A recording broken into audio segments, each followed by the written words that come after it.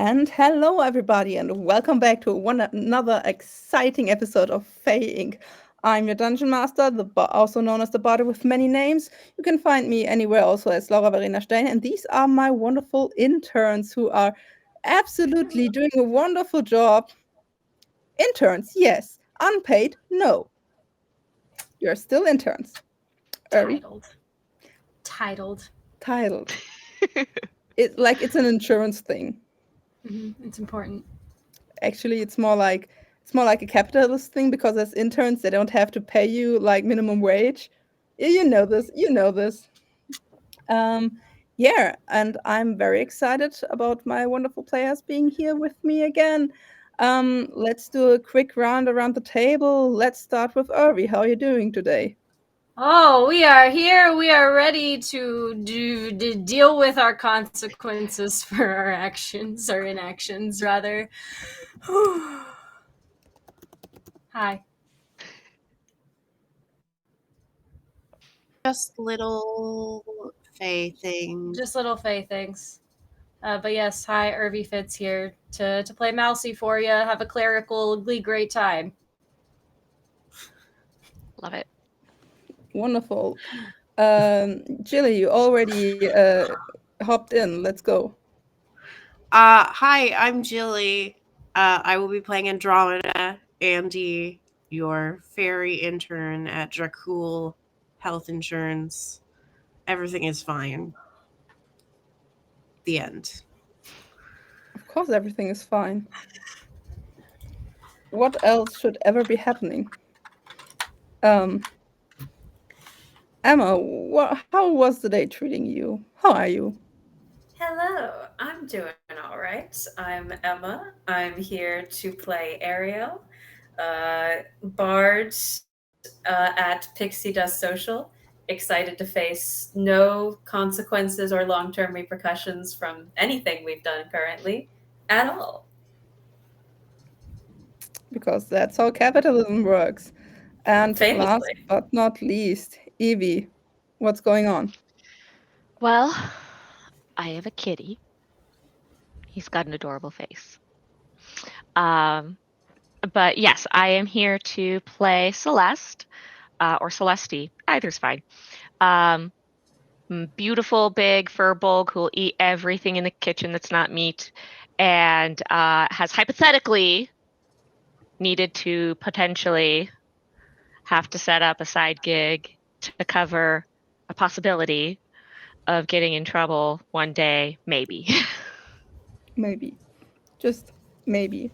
You can see what you can't see. Lisa isn't with us today. And actually, you will see what happens to Eve. It's gonna be okay. Everything will be fine. Deeply ominous. Yeah, I don't like that. Yeah, didn't know that was coming. It's fine. It's fine. Okay, Everything's fine. Who wants to tell us what happened last time?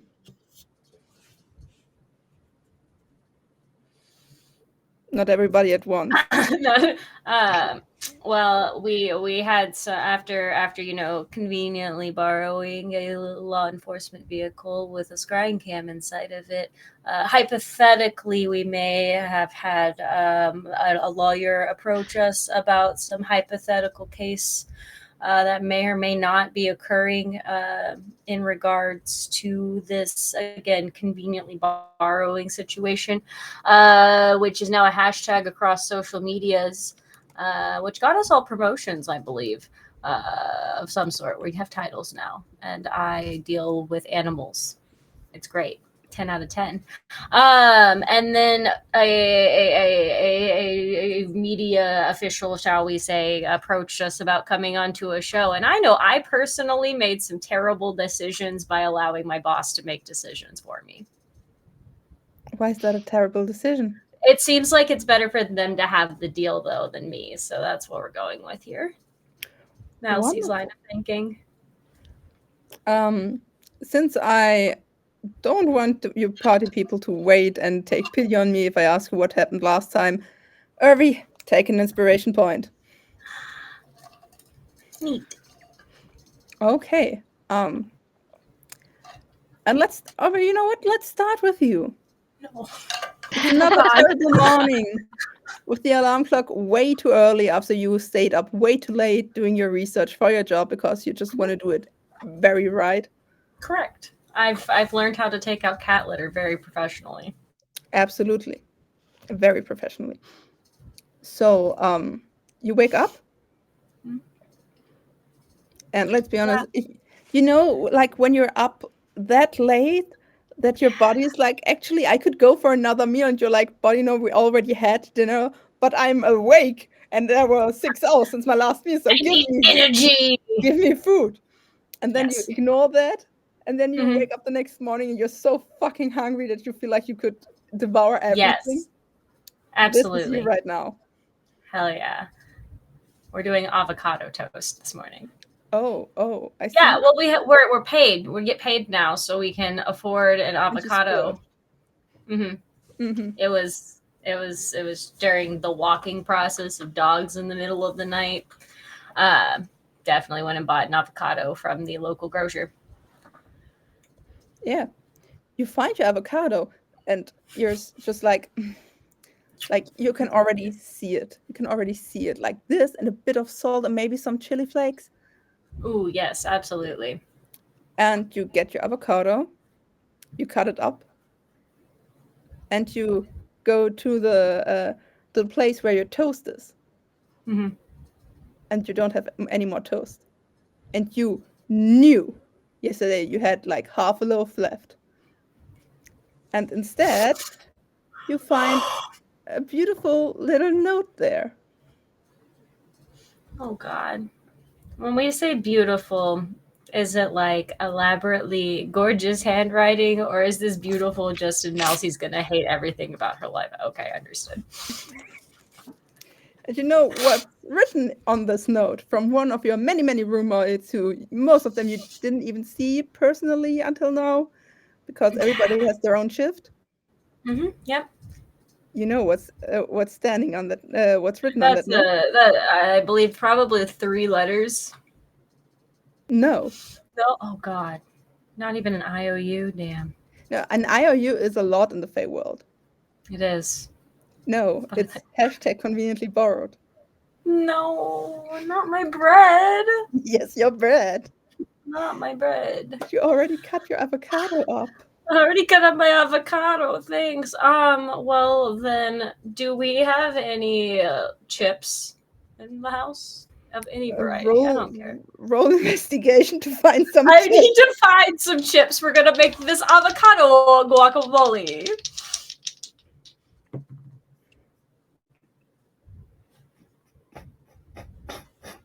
That's an 8.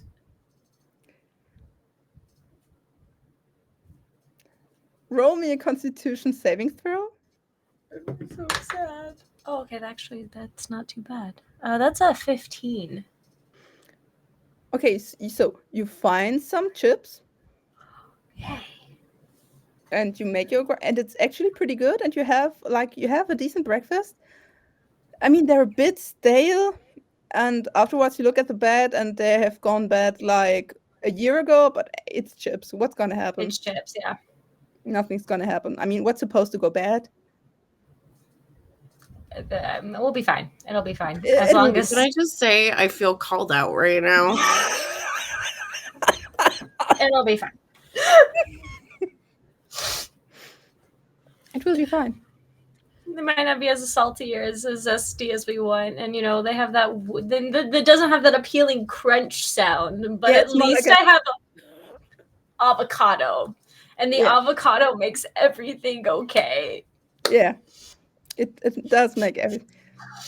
Irvi, your character is okay. I'm crying. Deeply upset and crying, but okay. And deeply upset and crying, but still okay. Okay. Mm-hmm. You go to work. Yeah. Yeah. You have a new case. People are starting to there's a chain on social media of hamsters doing a little hamster dance. Okay, where you just have a hamster on your hand and you move the hand and it's I have a little hamster and just doing a hamster dance. And it's just like hours and hours and hours of the same brain rotting audio. Like you're standing in the subway and you hear your brain go, I have a little hamster and he's doing his hamster dance. I have a little hamster, he's hamster dancing, hamster dancing. Maybe we should find all those conveniently borrowed cats. That's also a thing that got bigger. Like it's a prank where people just take cats and hide them, like not like actually hurting the cat or something, but just like taking the cat and putting it somewhere else, and then sending their friends hashtag conveniently borrowed, and they have to try to find the cats again. Are there any cats on the subway? On the subway itself, no. Okay, that would be a really good place to hide a cat. Yeah, but like you get out and there's like just a bunch of teenagers, each with like 3 or 4 cats on their arms, like walking and having the time of their life. It's 8 a.m. and these teenagers are up at 8 a.m. carrying You know cats. what? I'm glad that we could service the community in a sense that we are bringing these young folks out of their home to participate with one another. Yeah, it's like Pokemon Go all Not my over problem. again. Yeah, exactly. That's that. I see. Like I see absolutely nothing wrong with the situation. No. As long as we can stop that stupid hamster dance, it doesn't really matter. That's a bigger problem. That is a bigger about problem. the hamster dance. Ariel, your followers who are the numbers climbing and climbing, like you're around 5,500 by now. And your followers want you to sing the hamster dance. Oh God. Extended version. Extended version. How long is the normal clip? The normal clip is like actually just I have a little hamster and he's doing his hamster dance, and people are starting to like build up on top of that, like, and he's a little hamster and he's coming from Amsterdam and just trying to always hit the rhythm of that. And like coming from Amsterdam with a plan and some spam. Clips of different lines, and they want you to do all of them. Ariel wakes up like an hour early and starts very genuinely trying to figure out like what are the chords, how can I harmonize this for just the world's most earwormy, annoying song. There are no chords. Like is trying to do that. Like this is such a specific, there's like the YouTube channels that take clips of people talking and try to add like melody to that. Is this making sense to anyone? Yeah. Great, good. Okay, I was like, I'm going to explain this if I have to, but I have a picture. Is trying to do that in the like, if I'm going to ride this trend, I might as well do it so seriously and like fully commit to the bits. I mean, role performance. Oh, absolutely. How well can I harmonize this hamster? To the hamster dance. We're asking the real questions here. That is a 22. 22 is not bad. If there's anything I can do, if there's anything I can do, it's add random, vaguely okay sounding backing to this. I mean, you do have a mini guitar, which has like kind of the same of the eardrum destroying frequency. Now, as a question, does Ariel go? Does he go full on?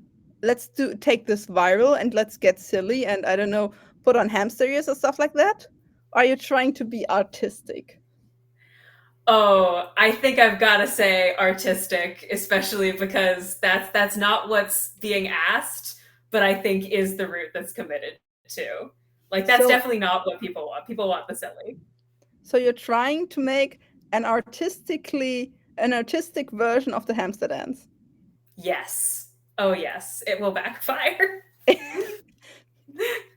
I would love if it didn't, but I live in fear. I mean, you rolled a 22. You know what? I'm gonna roll some dice over here, and you will see how it goes over the day. Okay. Yeah. Wonderful. The hamster is in Amsterdam, but is a man with a plan. Absolutely. And while you're still playing on your mini guitar, which is absolutely not an ukulele. Not a ukulele. Not a ukulele. If anybody asks, you're all wrong. Of course. The strings are not made of plastic. They're made of like well-treated metal, so it's different. I'm gonna jump the part where I can tell you as a guitar player that half of the strings on the guitar are still plastic, and we're just gonna go to our next wonderful Andy. What is Andy doing at the morning of a job? I think once she gets to work, she is kind of wary because this whole thing has sort of exploded into something that she did not anticipate. And so she's kind of wary of anyone else who works with her bringing it up. But I think she has dug into some, like, the work that she's doing is so mind numbing that there is nothing to distract her from this. So I think she is doom scrolling on social media and is participating in definitely like reposting all of the hamster videos. She is part of the problem, let's be clear. And is one of the people who is on like insisting that all these artists need to cover the hamster song, and there needs to be a remix, and there needs to be a featured rap on it. And it's, you know how when you listen to a song and then it like has a feature and you're just like, was this necessary? That is what Andy is currently campaigning for. So she has become completely immersed in the hamster discourse, as to who Are you would be part the of the best hamster feature. Discord too? Yeah. Although, again, she is working in health insurance. I think it's possible that she is also trying to pitch to her bosses like a social media like integration of the hamster thing. Like, hamster says you need to go to the doctor. Take your hamster to the doctor, but you deserve one too. It's like, it's not well thought out, but you know, she's trying. You know what?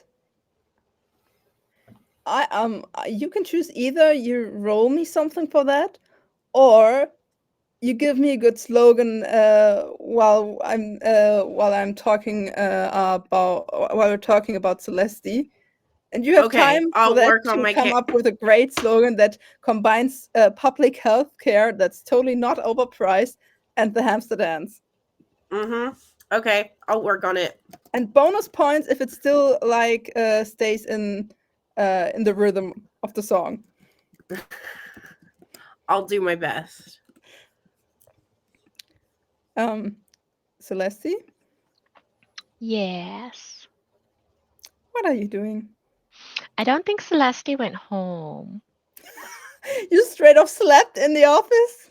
I think so. I think that so after the sort of like little conversation advisory mentorship moment with 50,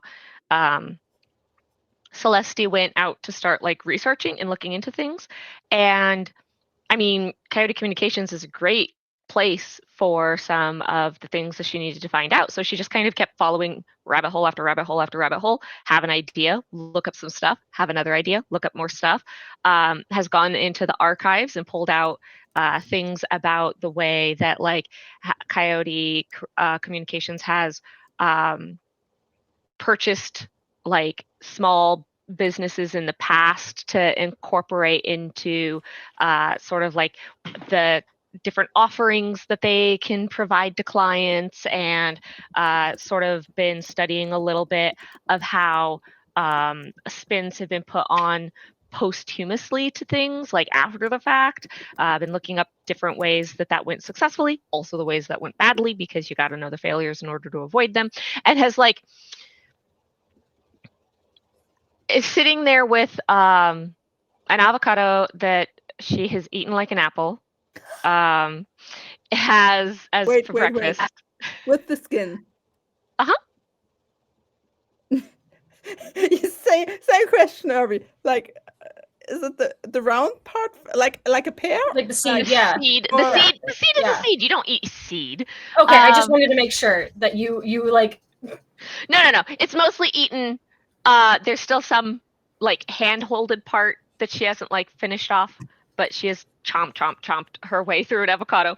And it has like a cup of coffee from like 4 cups of coffee she's found around the office that she's put together and like made into a cup of coffee to help making it through the night and into the morning. She's absolutely slept here. She's attempted to like in the like break room, washroom, sort of fix her hair a little bit. It's a disaster. She's like tried to rub her face and clean her face up. She just smeared instead like yesterday's makeup all over the place. She tried to clean it off and it's not great because she doesn't have makeup remover. So she's tried her best. She looks a little fucked up though, and is absolutely still wearing the same clothes as yesterday. But at least you can use like Lysol spray cleaner to smell yourself. So like she's having a moment where things are maybe a bit rough, but she's trying to figure out this whole like angle for fixing her potential major legal problems that could come up. So it might have been worth it. Okay, so usually you get to the office around 8:30, right? Yeah, I was here all night instead. Around 7:30, you hear a silent cling of a teacup on porcelain next to you. I look over. Is it 5:00? Of course, it's 5:00. Good morning. You're here early. Yes, that is accurate, I suppose. Oh, you're here late. Also accurate.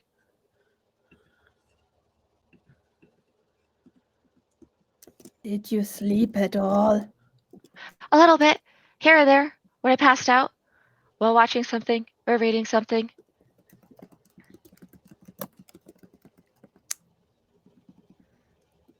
Do you want some cookies? I have some cucumber sandwiches too. Those both sound like delicious things. And next, like, the shadow moves another plate with like these very cute and like wonderfully cut cucumber sandwiches that are like. Now I want to double check. Is this being given with a string attached? Freely given. Okay. Then I absolutely scarf all of it down that I can because I am so hungry. Celeste. You know you cannot put all of this in as work hours. Oh no, I clocked out at the appropriate hour and I'm not clocking back in until 8:30. That is somehow even more concerning.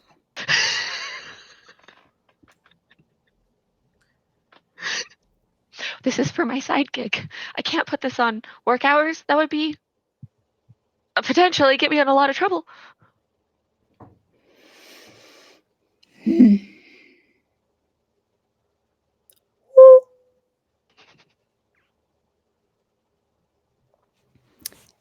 There.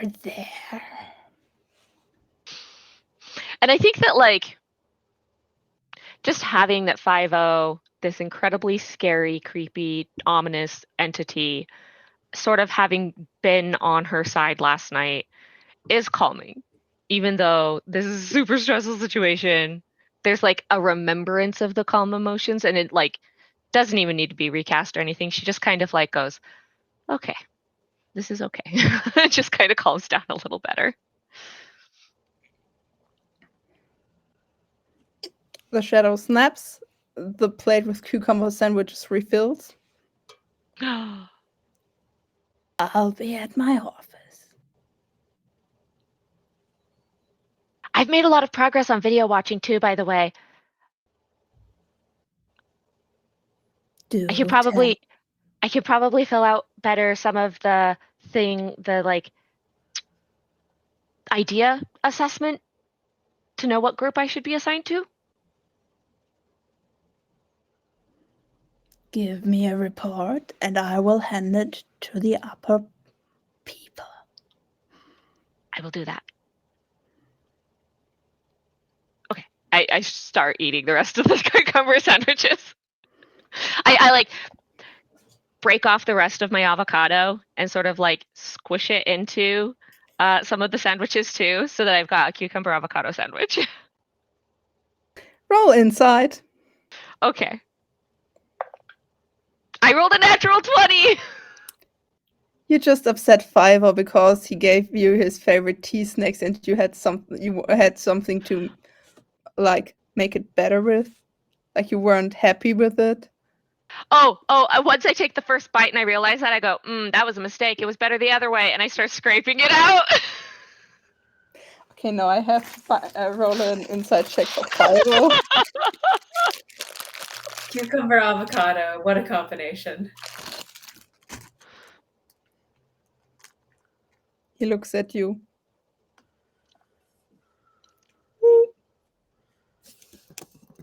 And you get the feeling he got it. Okay. And you blink and Fiverr's gone. Okay. So yeah, I settle in for the rest of the day. I clock in at the appropriate hour, and I am going to switch from my work to like the stuff I'd been doing to actually writing the report. But I am also going to send out a message on our group chat and be like, do I have to go through official channels to get the social media advice that the two of you might be able to possess and provide? Or can we just do it over lunch?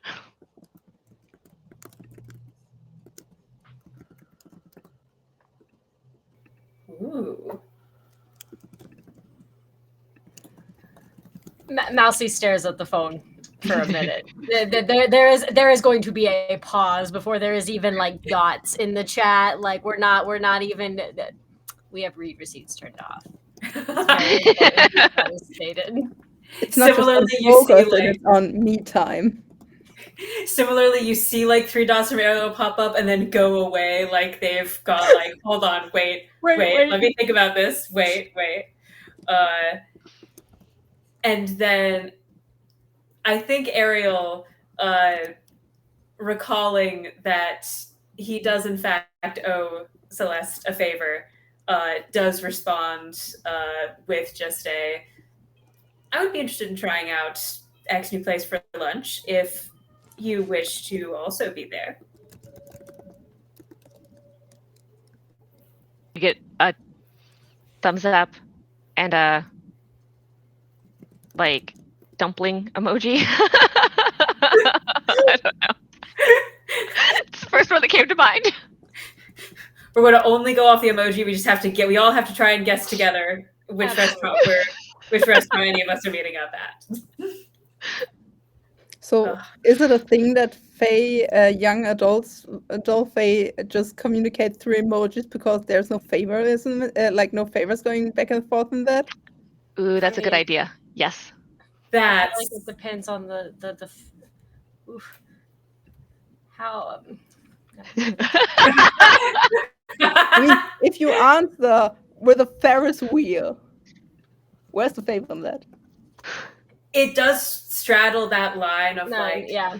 You can acknowledge that you've seen something. You can even suggest a next course of action, but technically, wording wise, you have not done any of that if it comes down to it, which is kind of fun.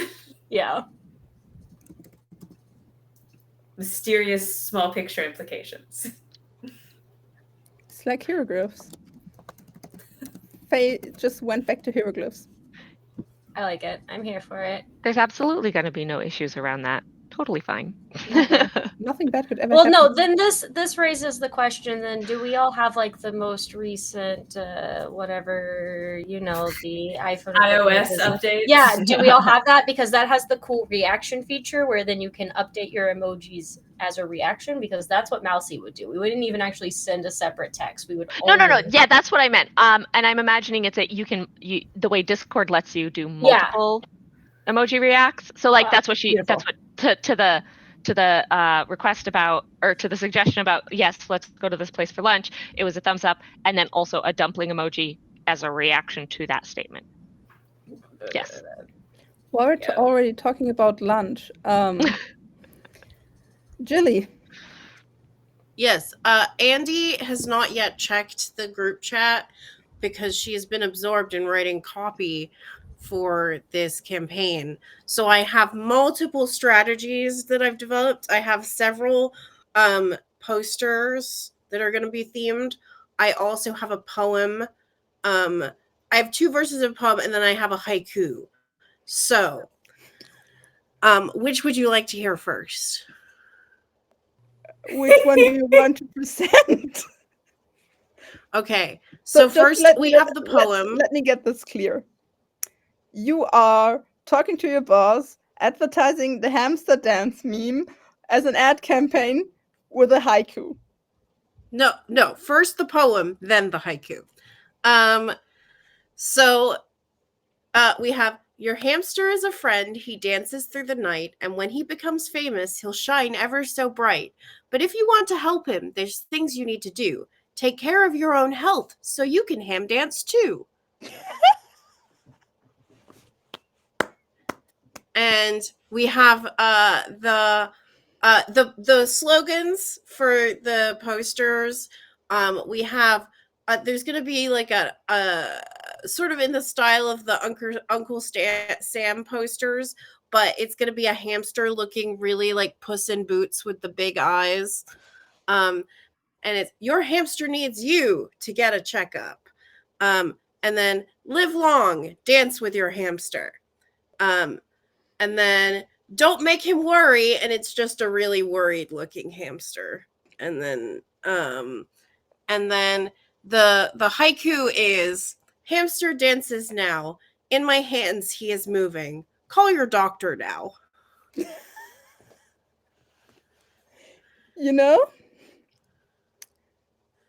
That's better than that 20. I just love it. In case anybody here is watching, this wonderful person, you can hire this wonderful person, by the way. I will write haikus for cash. Write haikus on stage about dancing hamsters. The haiku was a last minute inspiration. They were finishing up talking with the group chat, and I was really worried that I'd misremembered how many syllables one of the lines was supposed to be. But it's fine. This is beauty. This is the highest calling of art, personally, I believe. Ham dance all night. Ham dance. Just picture a very sad hamster with big eyes telling you to get your annual checkup is dancing in front of me. It could be seasonal too. So like when it's time for flu vaccinations or whatever, then you can have the like hamster with a little tissue. Okay. Julie, let me put it this way. You are working for Dracul Health Insurance.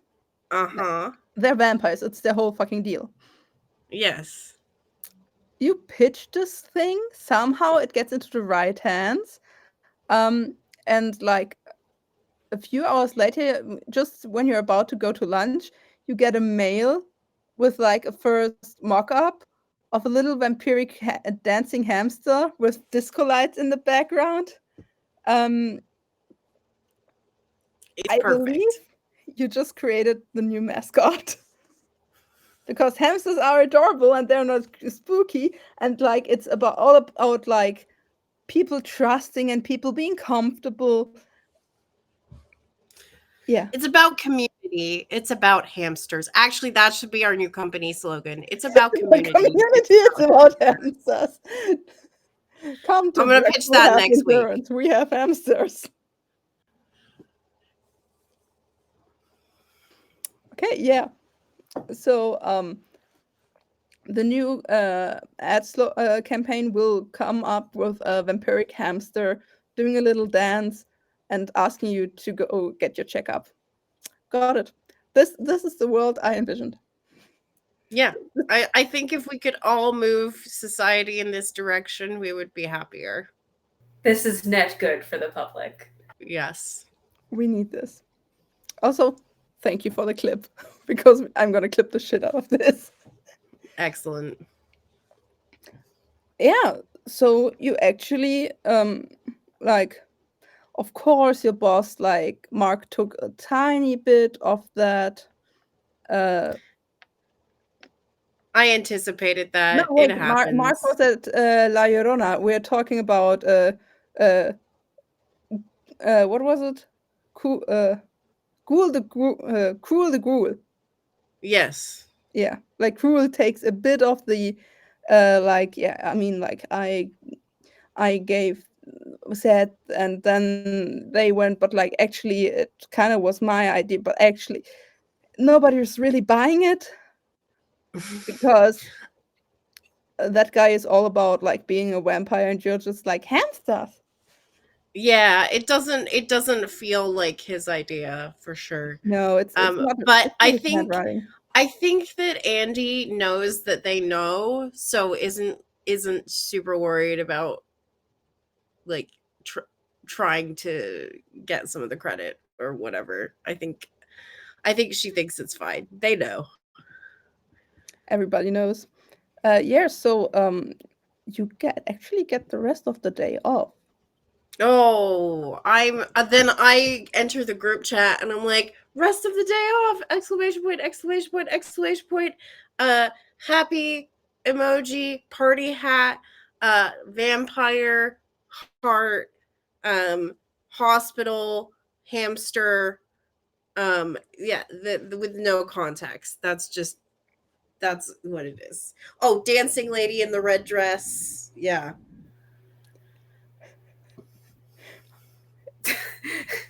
Ariel stares at this for a long moment, trying to like, because the posters and things haven't gone out externally, so trying to weave together a narrative from this of did you go to a hamster hospital or what? And all hospitals will be hamster hospitals when I'm done with them.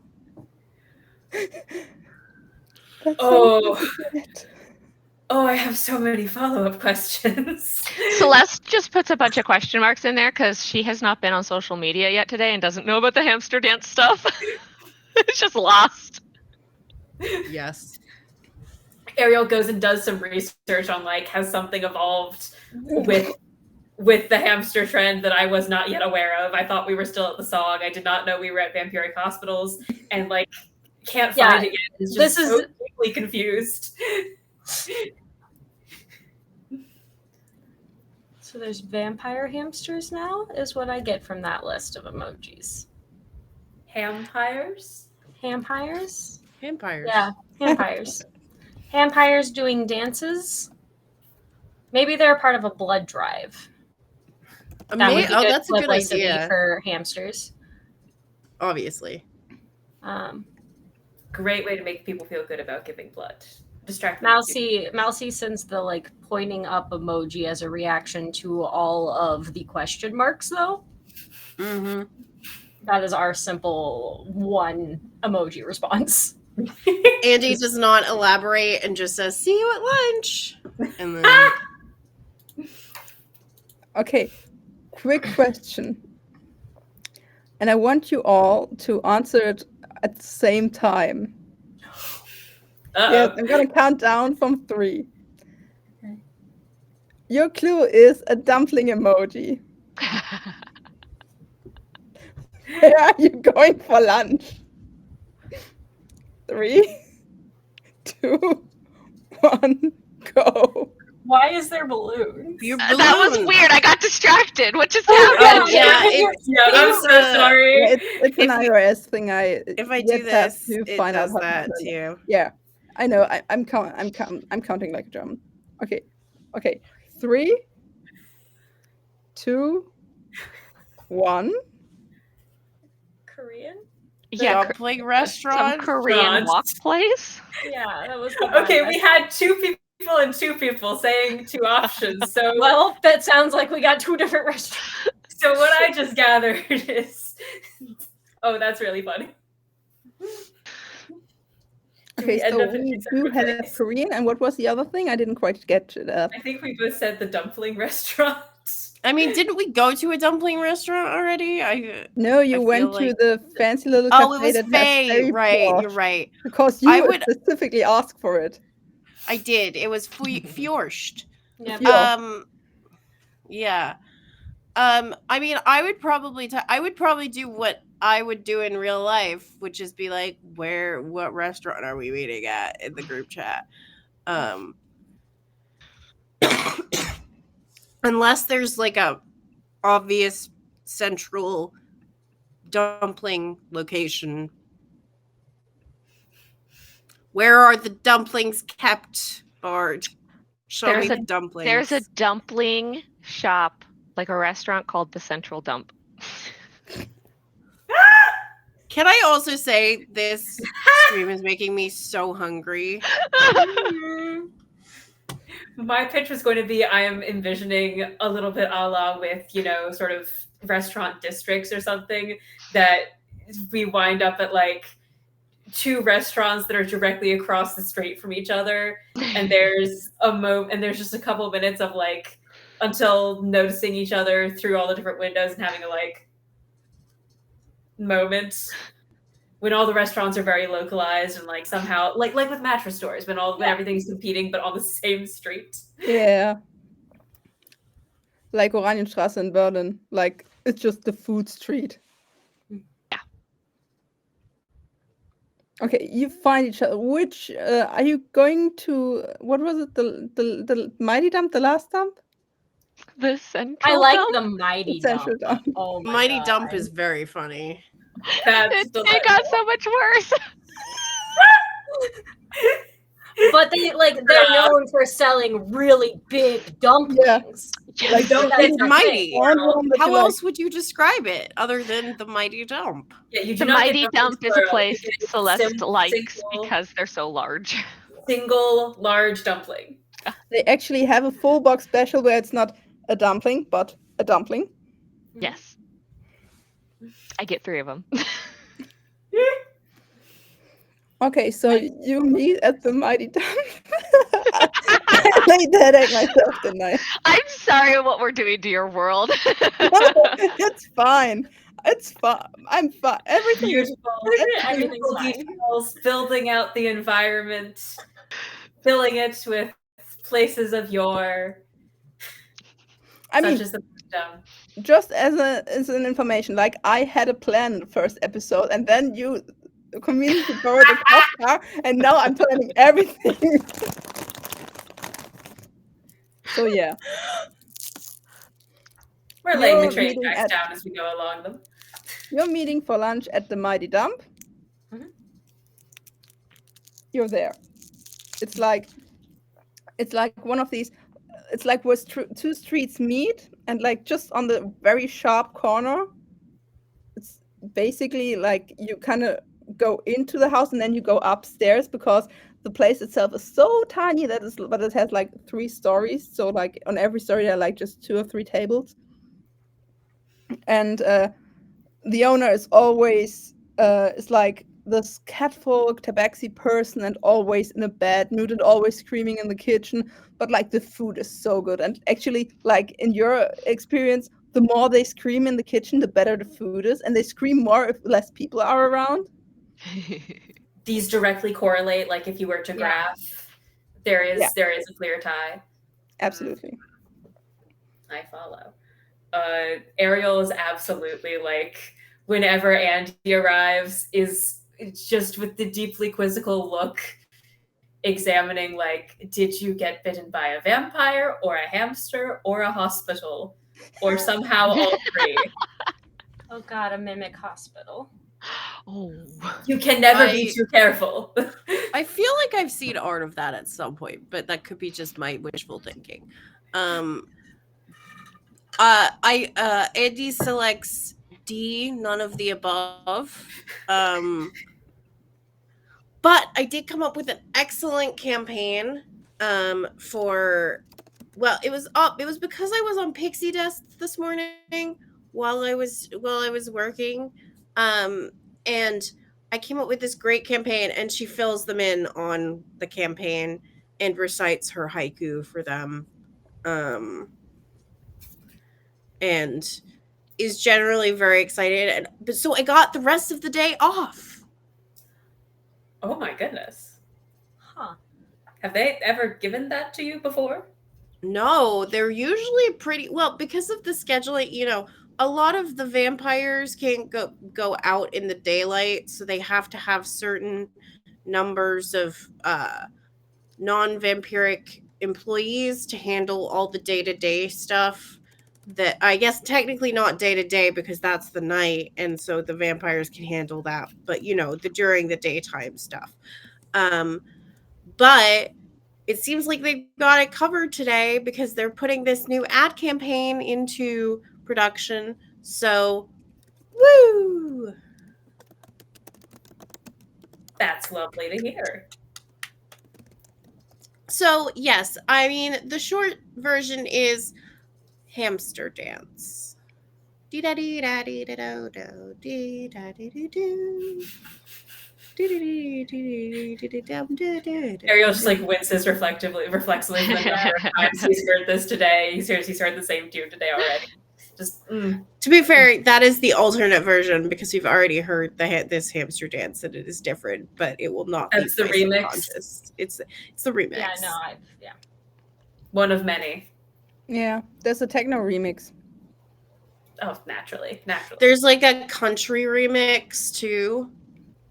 It's like hamster in a cowboy hat. That's cute. Mousy has actively blocked the word hamster by this point. It's fair. Oh yeah, your day has been swamped with people It's been awful. Just trying to make the hamster dance happen, but like the hamster are new and don't really trust them. Getting bitten. Yeah. You know, Getting there's bitten. a really sad side of. I'm sorry. Keep going, Mousy, please.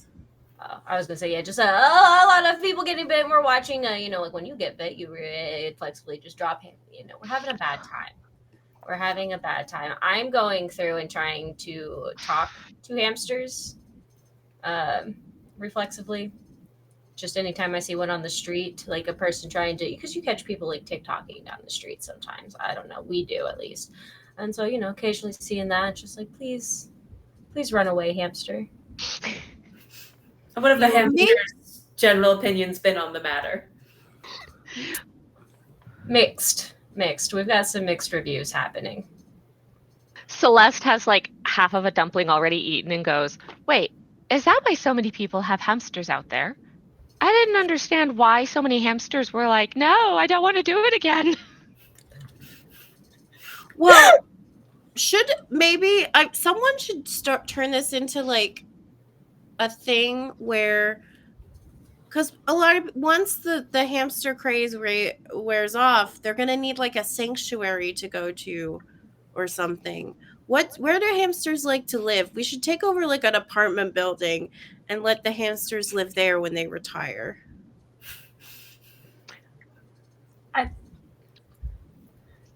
Do hamsters retire? I mean, it seems like they don't want to do the dance. What when they don't want to dance anymore? People are going to be tired of them if they're unkind people. And where are they supposed to go? Someone needs to think of the hamsters. This has just occurred to Andy, and she's very upset. We're seeing the passion alight in real time. I mean, obviously they're going to go to these hamster hospitals. Yes, I think maybe you're are confused because of establishing- the name. The hamster hospitals. You could Because they're open up a not- hamster rehabilitation center.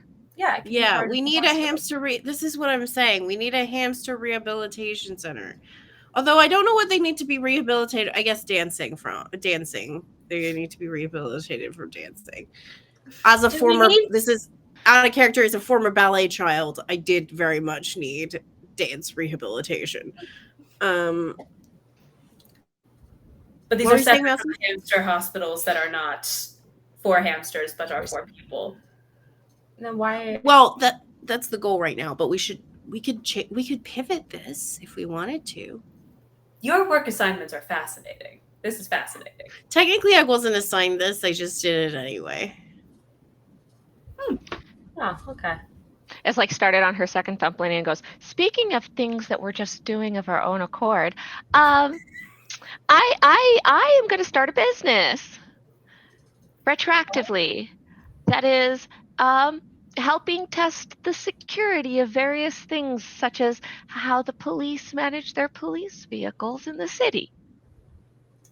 And I need to have a good online presence to show that I provide a critically important service. For the community. For the As a whole. community. Yes. Yes. Publicly. Good Yes. publicly. Mm-hmm. You're protecting the and city. serving. I am revealing weaknesses so that people can be more safe by doing something about them. Like a different type of damage and crisis control. I can accept that. Preemptive. Preemptive. Mhm. I don't know what to name it. As she pulls out like a briefcase and opens it up, and there's so many papers inside, and she pulls out a messy stack and goes, I think this is the papers for filing for my entrepreneurial business self-startup thing, and I think those papers are for the background checks that I will need to run on myself in order to know that I can hire myself, and I think that this paper here, and she pulls out like 3 that are balled up, are she uncrumples them. These are like the documents that I'd found about starting a business after the fact and how to make it still legally cover the previous thing. Hey, I've had a brilliant idea. You need help with your business, right? What if you employ the hamsters after they're done? No. I'm visualizing this like Zootopia. I don't know if anybody's seen that scene where they're all coming out of the building and buying the lollipops. And then go down to the little tubes. Yeah. just Celeste just the lumber. just barely gives you even a pause. No. Hamsters don't do businesses. So you intend for this to be a solo business in which you are both employer and employed by the hiring of yourself paperwork? Or are you trying to... Wait, is that how that works? I don't know. I've been up a lot tonight. Have you had any sleep in the tonight, or have you just been up? I've passed out a few times. A server comes over with a third coffee that you just now notice she has drank 2 of them, and she takes the third and starts checking. All right. Passed out and sleep are adjacent, I suppose. Which reminds me, you didn't have a long rest, did you? Probably not. I mean, she Which slept at means you have points, a but level of probably not a long exhaustion, resting. doesn't it? Yeah. You have a level of exhaustion. Oh, I probably would. Yeah. Let me mark that somewhere. By the way, while we're already doing that, Melcy, how is your sleep schedule going? I mean, I feel like we would have done somewhat better last night than we did the night before. But yeah, no, yep. So you keep your level of exhaustion? Yeah. Okay, wonderful. Yeah, that definitely didn't go anywhere. She's trying. What about We're the gonna need rest a of us? box for this dumpling, though. How much is sleep are Ariel and Andy getting? I think Andy I think I've narrated. I don't know if it was the previous night that I narrated, but I've narrated before that she kind of flies into her home and then just like vertically drops onto her bed and is unconscious. But we're So I think getting she's doing something around decently. at least 6-ish nights of hours of sleep. Yeah. Weirdly, I think Ariel is doing, probably not like the glorious, perfectly rested, but part of being AC elf is that Ariel only needs to sleep or trance 4 hours instead of 8 for a long rest, which comes in handy when you're trying to do a lot of things on and off the clock. So I think so far has managed to maintain has managed to have at least 4 hours, probably not at ideal times in the morning, of sleeping and trancing, and so it's not fully exhausted right now. Yeah, cool. I just wanted to ask. Just watching everyone else drink an amount of coffee that they're starting to grow mildly concerned by, which you can absolutely see on their face. Like, they're not going to intervene, but they are staring at the 5th coffee refills for everyone with Like when you see the one guy from IT down the first monster, and then you're half an hour later here next to you. You're like, yeah. You okay, sweetheart? May I go through the papers that Celeste has brought and sort of assess, for lack of a better word, try and assess the type of business that she's trying to make and remember what an online presence for that might look like from my end? Yeah, do you want... I would... If you roll investigation, you know more about it. If you roll performance, you whisk something up. Got it. I'll go with investigation. I'm just trying to figure out what this is right now, but I might build something off it. I can guidance you. I can tell you kind of what's going on and be like, yeah, you've got this, and then give you guidance. Thank you, because I think initially it's Ariel's trying to sort through your papers, and it's like, yes, this is some of them weren't in order. I'm like, oh wait, follow the page numbers. Between the hours of 1 and 5 in the morning. Yes, I see. You've scratched out the old papers and put new page numbers that are written in different places, but somehow this order does still make sense. That is a dirty 20 with the guidance. Performance or investigation? Investigation. Okay, so the thing Celeste is trying to do is not illegal, but she might have to pay a small fine. That is okay. You also totally come up with something you could go into I don't know, real life hacking, some buzzwords that sound like fancy schmancy. The thing you come up is, if anybody asks her right off the bat about her plans, it could get pretty difficult also on social media to not lie. Mm-hmm. If anybody's and how long have you been planning this? Oh yeah, for a while. Give me a date.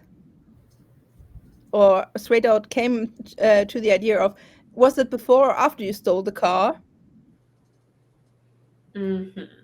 It could get spicy dicey. Gotcha. That, I think I communicate right off the bat, that's the one main flaw that I see from my side of things. Ways to get around that, at least online, are that you can always operate from the place of, online, less is more. Once you put something there, you can't take it back. And people do like a mystery. So you can have some sort of presence potentially that hints at what you're doing, but then there's not necessarily ways to contact you or reach out to you, so you don't have people filling up an inbox with questions. Sort of like an anonymous, sort of like servicing, sort of like vigilantism of sorts.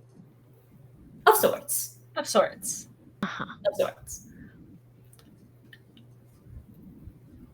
Is there a way to post social media stuff with a post date that is before the date that it actually is posted?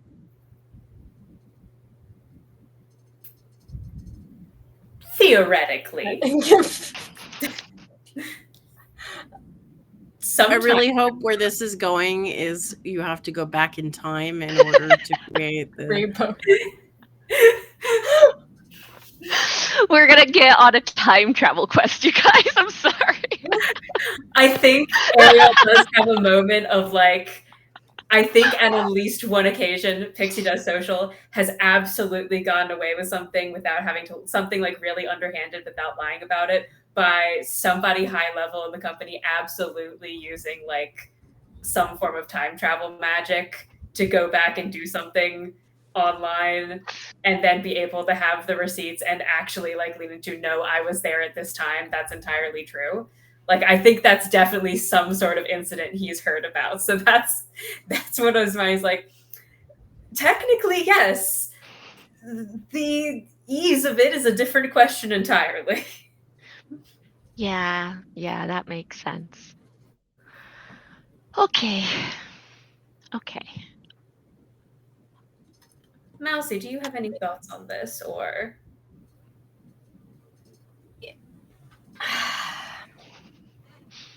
See, my job is to fix these problems, though. I have a problem. You can fix it. Not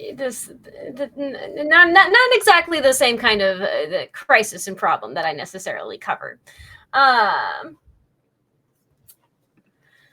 But she's been looking through, and it's just,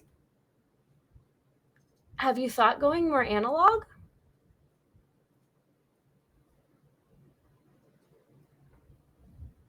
Can you explain what you mean?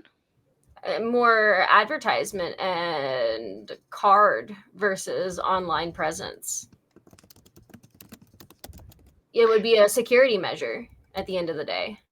Then I don't have to worry about timestamps. Correct. That's really smart. And then you're just,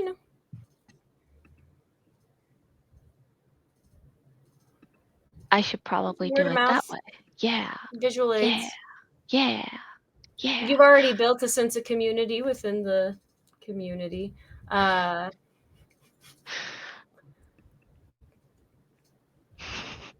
right on that train. We could attach cards to cat collars when kids can conveniently borrow them. It's been a fairly big trend. It's the only one I actually care about. Is that why I've seen so many teens running around with cats in their arms? Yes. Yeah. They're relocating them. Potentially very far away from the hamsters. It could be a public service, actually. Like a big game of cat-based musical chairs. Yes. Yeah, I had a brief thought about what if they could be friends, but I think that's probably dangerous. Okay. I mean, if the appropriate conversations going, I'm sure we could make a treaty of sorts between the cats and the hamsters. That, if nothing else, would definitely make multiple headlines social media-wise. Like, that's riding on the back of several hashtags. I will say I am a little concerned because we have already, or at least I have already been interviewed by the police, and I have told them that I didn't know that you were not the real police officer. I don't think that changes anything. So you're just now kidnapping people. No, I offered you a ride. Yeah. Right. You still got in willingly. I did. I am not disputing that. I'm trying to think. I'm trying to play devil's advocate here. I'm trying to think, what will they say, right? If I'm going to test a system, I may as well provide additional benefits to people who are clearly in distress. True. The community. The community. I'm doing this for the Serving community. the community. Exactly. Is that a thing? So if I'm not going to be online, but the online discourse is where it's happening, should there be some like accounts or something? I don't really know how that would have this discourse to spread it out there about like, hey, this card I found, and also this thought I had, and put it in to the conversation. I feel like that's a moment where Ariel and Mousy just lock eyes across the table and are like, yes, army of bots, you say? Yeah, absolutely. In eerie sync, two smartphones come out. And Just yep. All right, It's well, I like- still need a it's name very for my little coordinated. thing. What should I name this? I still think "fuck you up" is your best option. But that sounds aggressive. I'm helping. Celeste Security Services, but you just spell everything with a C. I shouldn't put my name on it. That's not bad though. I've just been thinking of the almost alliteration since we started this. Just like no name, just security Security services. services. But spelled with a C. Just as a question, does anybody at this table know of the Chaos Computer Club? No. That sounds amazing. What is that? It's a German hackers collective. Hackers I collective. love it.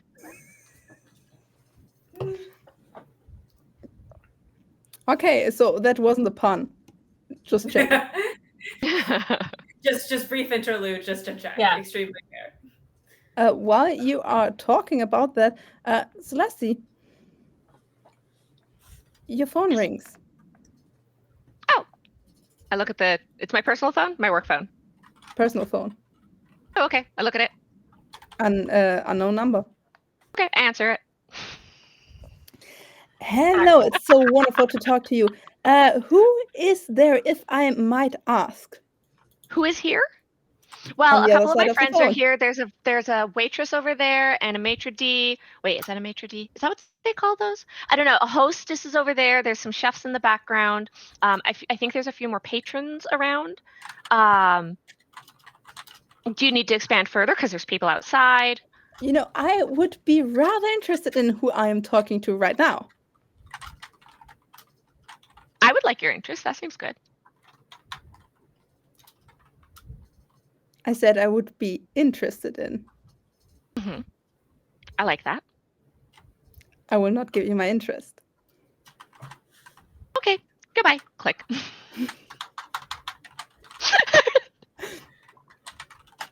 Ring.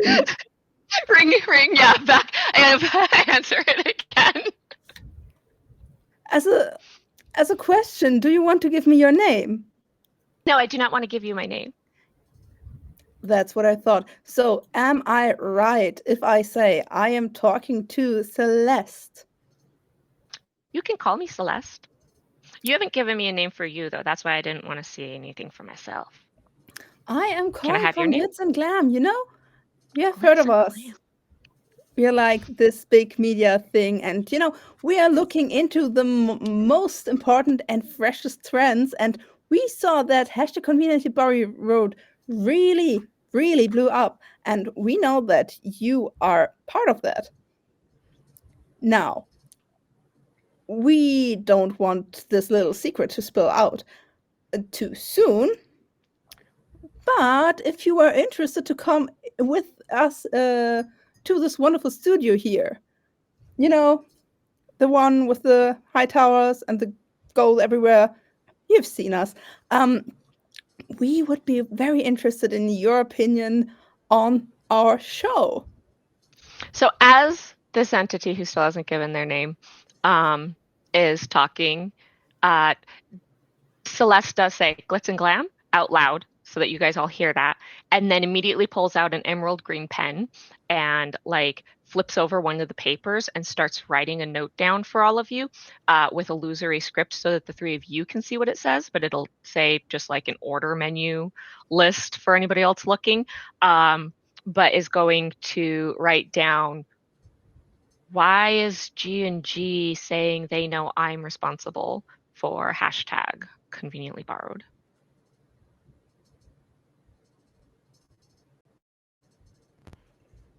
And she writes that down and like scoots it to the paper so that everybody can read it as she's listening to this person.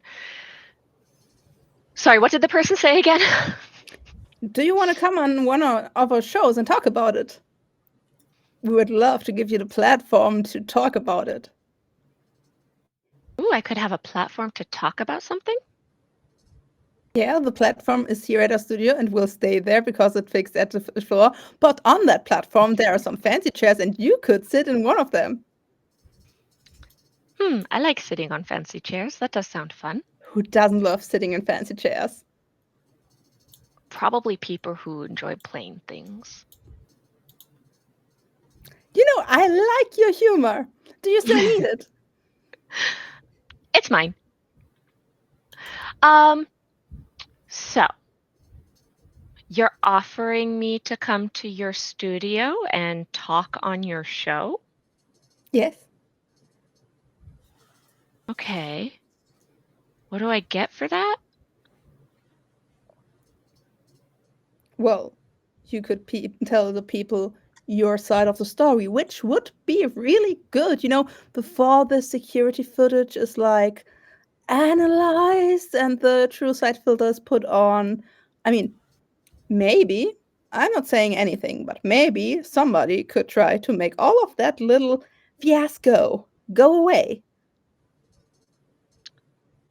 Somebody could make it go away. Make it go away. This is a somebody Nobody that needs to you know about would anything about know. it. I mean, your little friends, of course, who were in the car with you.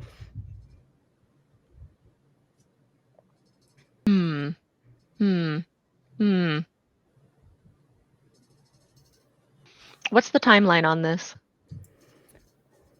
Well, we already, let me check my notes. Melcy will be on our show.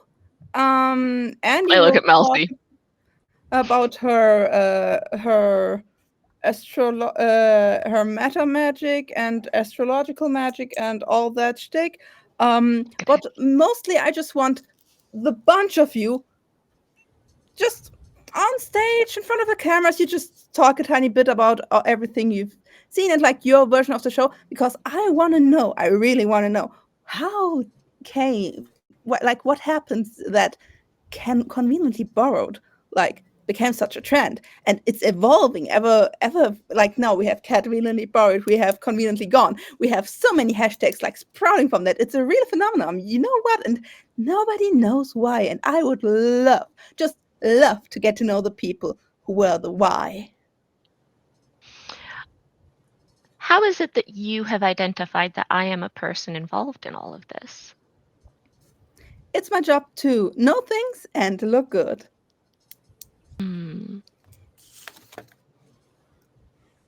What can I call you?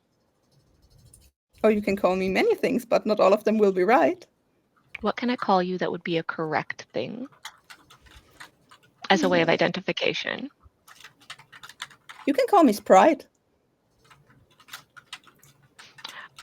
Is Sprite the person in charge? Sprite's not the person in charge over there, are they? No. Okay. Just double checking. Because I might have had an aneurysm if they were. So, okay. Yeah, so has anybody written anything down, by the way? In response to what Celeste...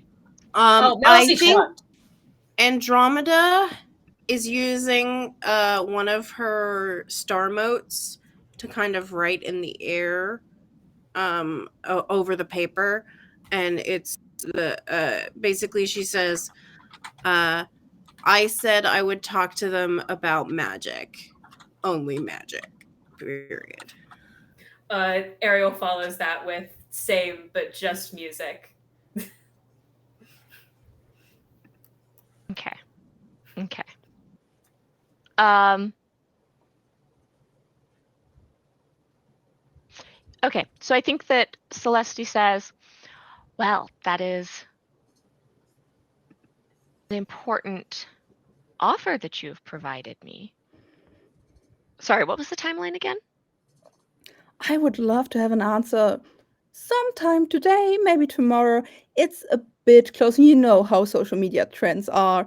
And we are trying to push other jobs in front of, the true side camera.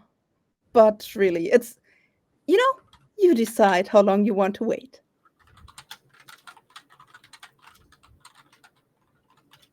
The offer stands. And if you say like, hey, how about I come back in like 300 years, you can totally do that. I'm not sure if we still have like our primetime slot open, but we will definitely. I'm a person of my word. All right. Is there a way that you could send the offer with some detailing, such as that it's on the primetime slot, what exactly you're expecting to get from me in conversation, so forth, to my address, and I'm going to give them like a PO box, a fake address, so that I can look that over as soon as possible, and I will contact you back. What is the contact number I should reach to you at? You have my number. And you can call me basically any time before 5 p.m. After that, I'll be on the show. Oh, the number came up as unknown, not private? Yeah, and like you don't know the number, not private. Okay. But it had the numbers in there. Okay, got it. Okay. I just want to hear your story. I'm Okay. a good listener. Some people say, well, I'm an auditor, an actor too, perhaps, if I can see cause.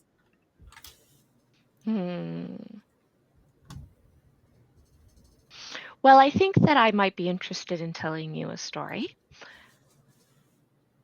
I think that I would like to see an initial sort of detailing. As soon as I get that in front of me, I can contact you back. Absolutely. We can put it at the PO box you sent us to. We can also just bring it to your house if you want to. The PO box is good. Wonderful, wonderful, wonderful. I am so happy to hear that. All right. You have a wonderful day. You have a wonderful day. Bing.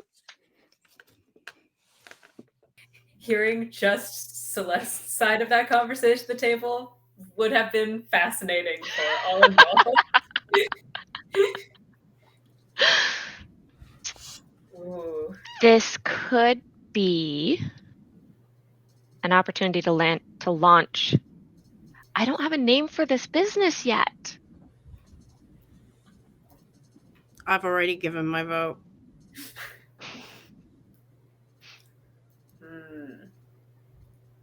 Untitled Security Service. The Penetrator. Ariel put out an album by various artists. I mean, like, none of the I was thinking of thing is- Untitled Goose Game and the just the energies of that. I just keep thinking of that line from Pitch Perfect. Still not a good enough reason to use the word penetrate. And So no. Okay, Celeste is sitting there. She's got her pen from Coyote Communications and is like playing with it, and she goes, "Pen tester. Okay, I'll just be the pen tester." And then a pen can be my logo. And this fits with you going analog. Mm-hmm. There you go. There you go. Ooh, yes. Okay. There are ideas. All right. Is it a bad idea for me to go on Glitz and Glam? almost certainly yes. I think we're all going, though. Yes, So- but I am only going to talk about magic, which is going to irritate them.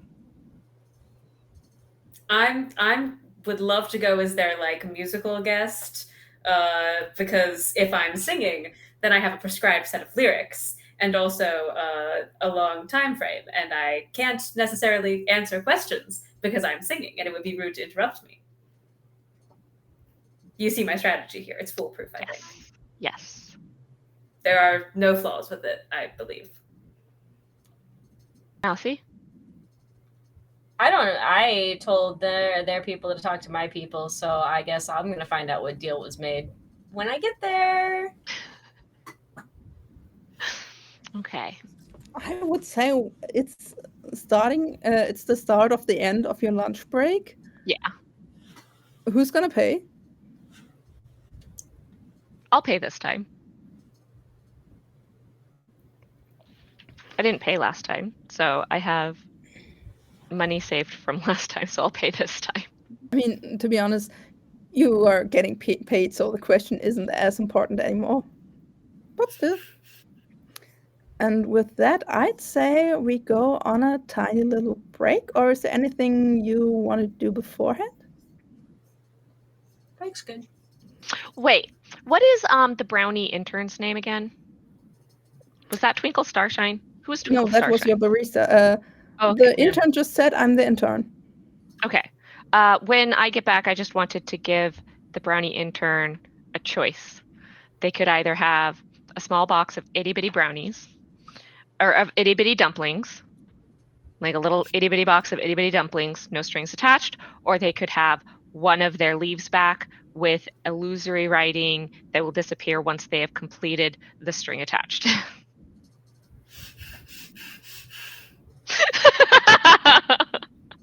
I didn't get time for lunch.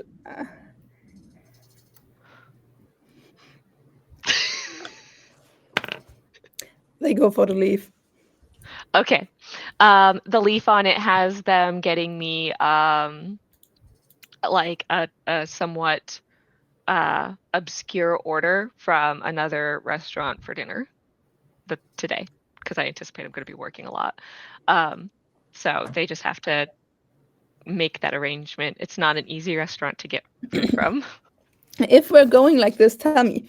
Roll, I say D12, that's how many leaves you got. Okay.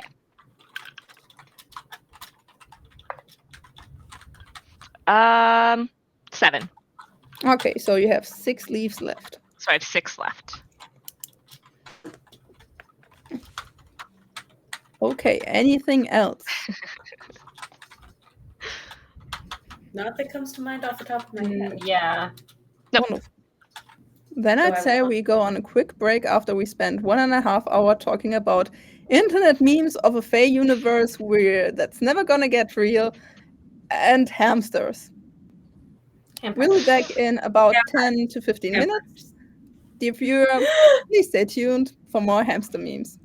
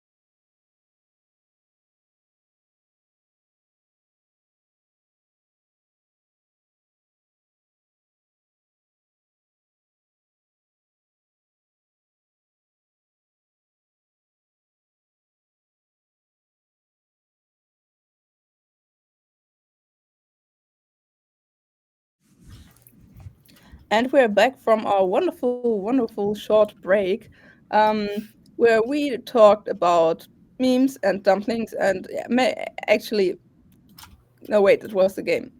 No, wait, it was a break. I feel like I'm taking drugs while talking to these people. Anyway, your break is over, Andy. That doesn't concern you since you are done for today. But you're getting the first mock-ups of tiny plush vampire hamsters with little tiny coats, cloaks with little tiny teeth that are the new Collars. Huh? They have collars too, like the collars vampire and collar. star cheeks. And they're the new stuffies that you get at the like when you go to donate blood, because they want to start a new campaign, and that's the new mascot. This is like when one of the banks was giving away stuffed horses, and I went back 3 times to talk about setting up an account so I could just accumulate horses. All the time, like when you're in Costco and they have like free samples, and you go like walk Circle by and around. maybe the other one. Let me try it. If you have a jacket on, take the jacket off, and so now you're wearing a different shirt, and they maybe won't recognize you. Based on nothing I've ever done, though. We would never. Yeah. All of you go back. Melcy, your job at La Llorona is turning into a living nightmare. Because there is so much social media content about cats and hamsters, and Yeah. like you don't even have to like pull up a statistic anymore, because the statistic is growing as you look at it. Yeah. And the first celebrities and that like were something some time ago but are really not anymore and should just maybe stay at their fancy mansions for and not try to make it happen again. Yeah, they tried to make fetch happen with hamsters. Okay. So we got a couple of washed up folks trying to once again reclaim fame with a hamster dance. Yeah, the problem is like there was like this one circus duo of the like that like got really chewed out because it was like this whole act of, oh, look at me, I can tame this wild tiger, but actually the tiger was a wild shaped druid, and that came out, and he's a regular. Yeah. But now he's trying it again in hopes that he's old enough. Like by now he's looking as if he's 60, and that's a lot for like the Fae realm. Yeah. And now he's trying it again, but like not with a tiger, but with a dancing hamster. But people still know the story, so it's all the whole shtick over and over again. Okay. Yeah, we're gonna spend the afternoon trying to brainstorm various solutions on how to make sure this man never gets a hold of a camera again. But also maybe try to figure out a new dance specifically for the Fae Druids and their partners that involves some sort of, variation between all of the different animal dances you have. So they can go from like a hamster to a snake dance to the worm. I understand those are basically the same thing. Some sort of cat-like prowling tango. They go around the flamingo. I know it's flamenco, but the flamingo. They're just gonna. That's the twist we're looking for. We're gonna remix the dance. You're gonna remix the hamster We're dance. providing the hamster dance remix before Pixie Dust can get to it. That's our goal. Mhm. Mousie's secret under table goal. What do you want to roll for that? Oh god. Nothing, because I'm terrible at all of the proficiencies for social media. I just care about people. I mean, I guess that would be Which a does in some ways performance. run contrary to the spirit of social media. That's probably. So what did you roll? That is an 18 on performance. Because rolling with Not bad. disadvantage, I got a nat 20 on my upper. No. Yeah, But I have a level of exhaustion. like you're on your way to do something, and it's like pretty great. You're pretty sure it totally bangs, Mhm. and then you swear you just blinked for a second, and somehow 20 minutes are gone. Yeah. And and you can't really remember what you were doing, but you listen to it again. Yeah, something. Let's be honest, you need a fucking break. You're tired as fuck. Let's just, I don't know, put in something warm. The worm looks good. Yeah. Yeah. And I mean, the idea of a worm dancing the worm is not bad. It's the transition of it all, you know. It's the first we step. hit the special effects when they do their wild shapes. It'll look very clean cut. Actually, like match cat from a normal worm to a wild shape, through it to another worm, like just cut. It's really fast cut. It's really up there, and it's also, and that's the good part of your work, really interchangeable, so nobody will speak to the people again who should not be spoken to. Beautiful. That's really all that needs to happen. Yeah. We also turn comments off. And another thing you really notice is that most of your job is not like caring for people and trying to help them like you maybe envisioned, but most of your job is really just keeping idiots from destroying themselves by taking the sharp objects out of their hands. It's a different type of rehabilitation. And slowly but surely, over the course of the afternoon, there's like a realization starting to sink into your sleep-deprived brain, which is people are idiots.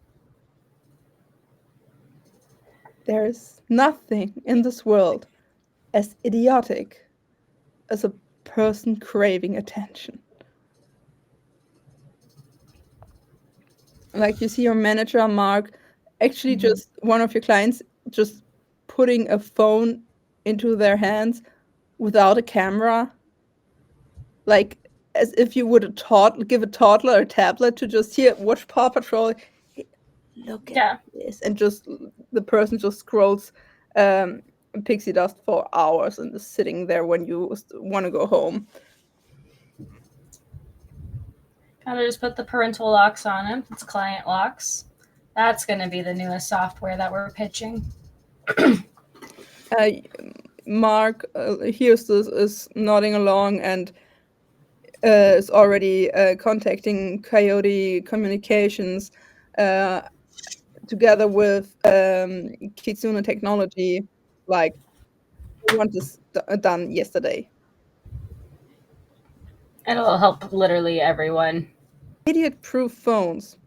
Idiot-proof phones. We need. Granted, we'll have to define idiot and make a long list of various different controls. Maybe we could make it a tiered system, since this is a capitalistic kind of make it a subscription-based type deal.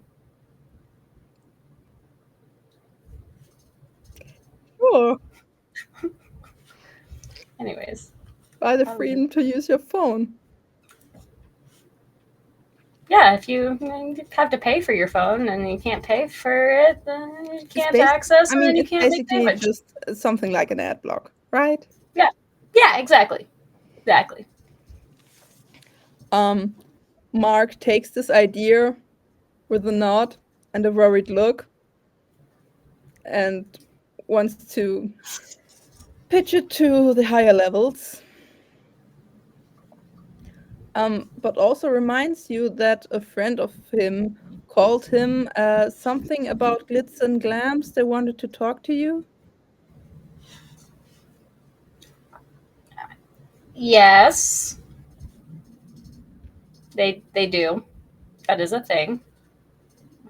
And what are you telling them? I told them that I wouldn't know about my availability or some. I redirected my answer to you. I didn't ask what you told them. I asked what you want to tell them. I don't really want to tell them anything. That's gonna be hard on stage.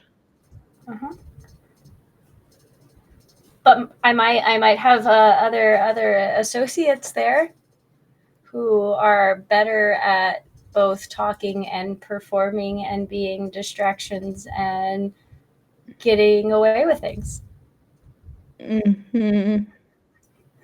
Roll me an insight check.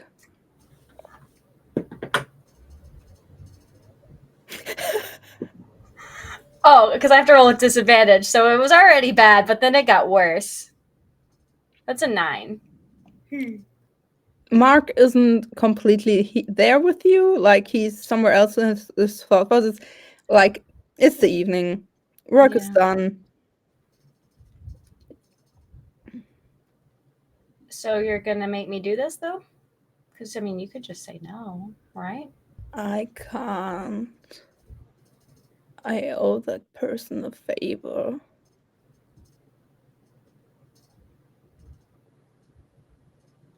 Okay, well. I got this job because of them. Oh. We're just compartmentalizing that little note back here. But they're nice. Could I potentially know their name? Didn't you ask? We tried to keep, you know how the name game goes. Yes. What may I call you? I was on the phone. It's different. You know how to So handle phone calls, right? do you know their name, or do you just owe favors to anonymous people? Yes, I know their name. But you're not going to tell me. Okay.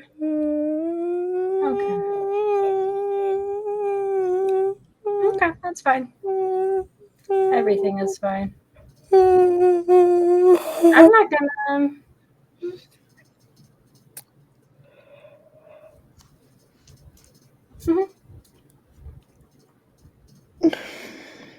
I'm sure you've slept more than I have, but it's okay.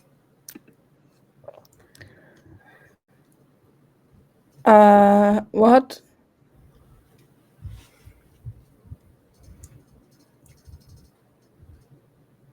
What? What? What? What?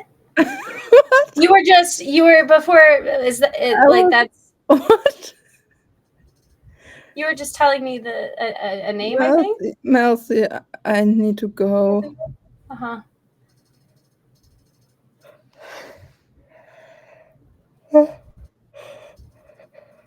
That's rough, buddy.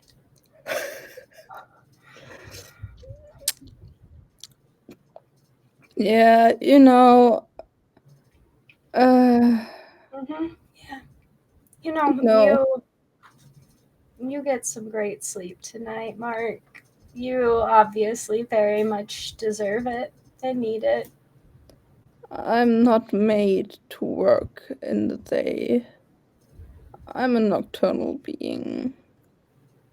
This is mean. Roll another insight for me. Okay.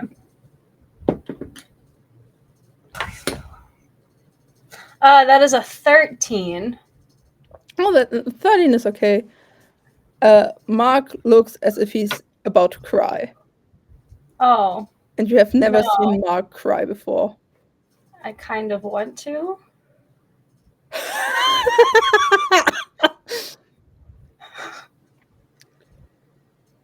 Oh, what would I need to roll to know how to push Mark's buttons into this? I mean, that would have been inside. No, probably would have been a long Oh time. my That isn't god. great. I mean, he just looks exhausted. Yeah. Absolutely exhausted. Like, he's not like really upset, but it's like this. I just wanted my bed and I want Netflix and a plushie.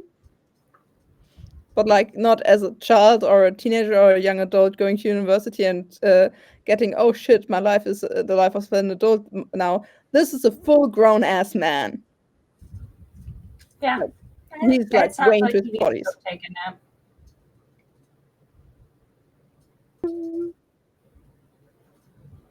Honestly, relatable, if I'm No, honest. it's a mood.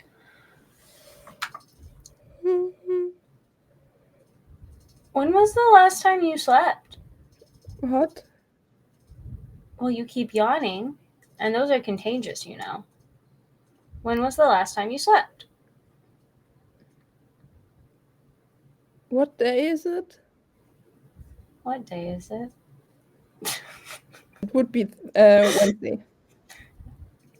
I relay that information accurately because we're not going to lie about the day.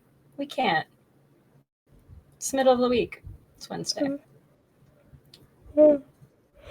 Mm.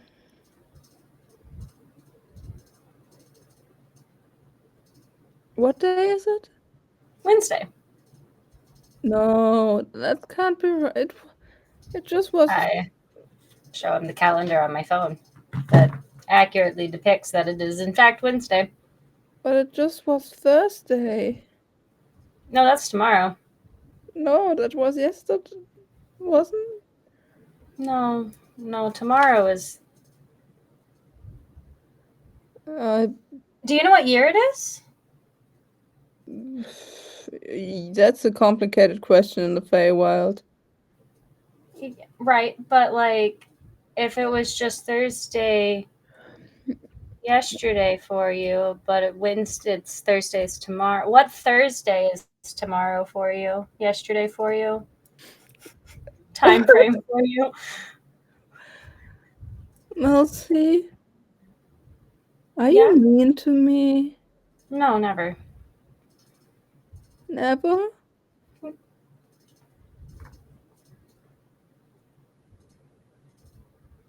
Not yet. I won't say never. I can't make that promise. Sometimes I get tired and things come out of my mouth. I've asked the Lord to help me with it, Yeah. but the Lord has lots of prayers to answer. Yeah. The senora won't answer.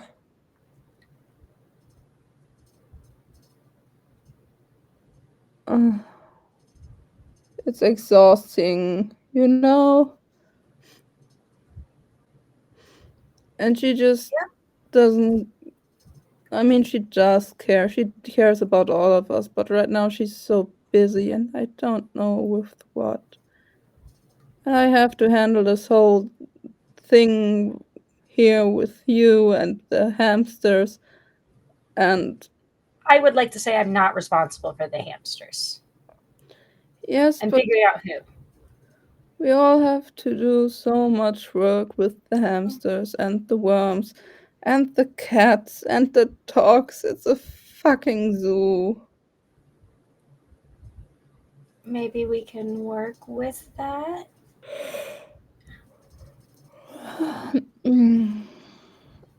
We could have like a redemption zoo. We can get all the stray animals together. And I had a friend who works for a different firm who was very interested actually in the rehabilitation of the dancing hamsters once they apparently retire.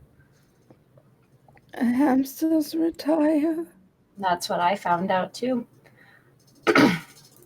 Why do hamsters need rehab after retirement? Because they danced too much. It messed up their little feetsies. They messed up the little feetsies. And now they're broken and they can't dance anymore.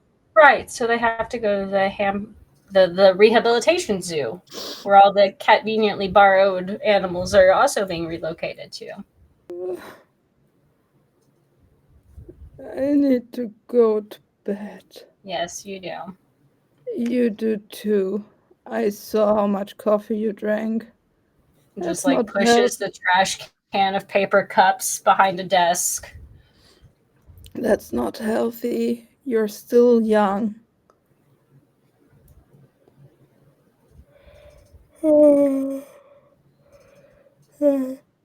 And I'll try to talk to the senora if And we have so many cases of animals, but like there are happening so many much worse things, but everybody's just looking at those tiny hamsters with their tiny feet. They're cute. I don't blame them necessarily. Yeah, I want to watch hamster videos too. You should go watch hamster videos.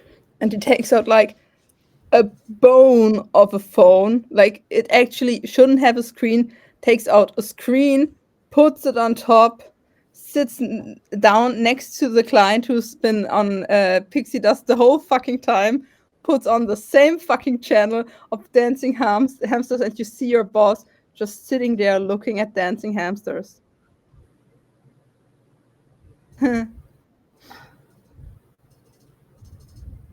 Oh, this Okay. one has a little dress.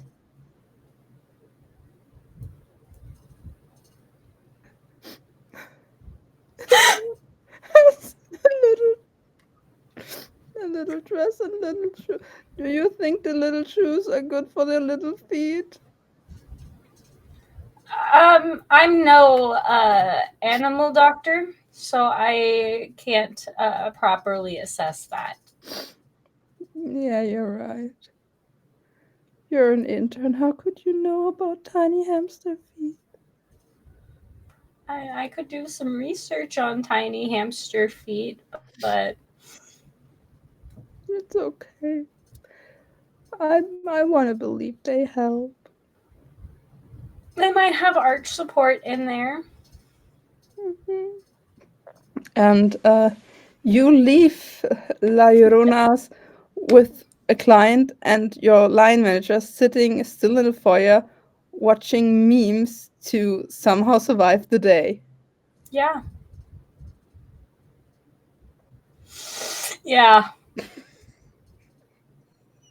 Where we're going to go and try and compose a work email that's in regards to this information. We're also on the side messaging Ariel about this time travel postage stamp nonsense again, because I am suspicious. But you literally just get a picture of a clock and an airplane. And nothing else. And nothing else. Reasonable. I can read between the lines and put those together and be like, traveling into the clock on an airplane or through other methods. Time travel. Respect. I think Ariel, on that note, is post heading back from lunch, is kind of doing two things at once, which are primarily heading into Pixie Dust Social and trying to see what, in a job specific sense, what he's been sent to work on next, given that Pixie Dust is always working a few days or even a few hours ahead of where the trends are publicly, and trying to anticipate them and drive them, sort of. So he goes into work and first starts sitting down and trying to figure out what his next tasks are, and if they are to somehow heighten the hamster trend, or if they've been instructed to push something new that's going to be the big thing tomorrow. And then in the background to that is also going to start researching how exactly somebody at Pixie Dust Social may have pulled off back time stamping something, because he does not necessarily know details. That might just be like that's a rumor that has definitely come up, but would like to know if that's a thing that happened, if the head of Pixie Dust Social has ever had anything to do with that. Okay. First of all, we come back, and Pixie Dust Social, like, is not. We're not at, like, it's not Instagram or something. It's not the big platform, but somehow it really got caught in the wave of the hamster dance and of hashtag conveniently borrowed. It is thriving. The servers are glowing. Like, you, the Nuclear Leaf actually came into the office himself and That's big. and bought a lot of mages with him who do nothing but cast Ray of Frost on the servers so they don't blow up. Ariel walks in and stops to, like, examine the crystals that have formed on the sides of the servers, which are now very, very cold. Yeah, but still there are, like, mages there that are like 21, 22, 23. Mm-hmm. And have you ever seen your boss before?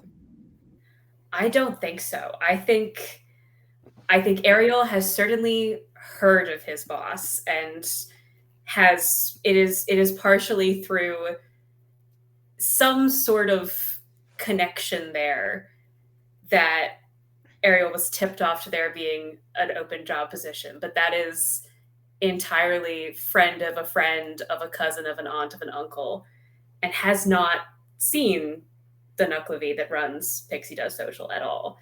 And so I was going to start kind of looking around with increasing, like, oh, my immediate boss might be here in this office that he has not been in before, perhaps ever in the month I've been here. Where? As another question to you, the player, do you know what the Nuclevi looks like? Nope. Okay, then let me paint a wonderful picture, because I the player do, but in character I do not think I do. Okay. Because the logo of Pixie Dust Social is a pixie over some waves, and you know the Nuclevi is a sea fae. Some call it monster, some call it demon. We're in the Feywild. Everything is kind of everything. And then the person you see standing, well, the first thing you see is a horse. It would be a pretty horse, you guess, if it had anything resembling a skin, which it doesn't. And there's a rider on top, but, like, it's horse. It's like the rider up to the waist, like where the legs would start, and then it's just horse all the way down. Also without any skin. And the empty socketless eye slowly turn to you.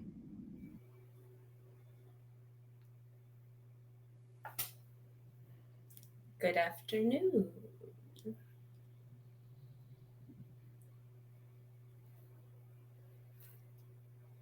Is there anything I can help you with? I just got back from my lunch break. Happy to do whatever I'm needed for. And, like, the horse steps a few steps towards you, and the rider/torso just bows down to you and looks at you.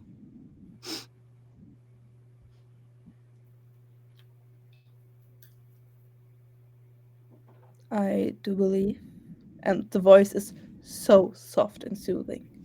I do believe you do have a workstation. I believe you do still have some work to do.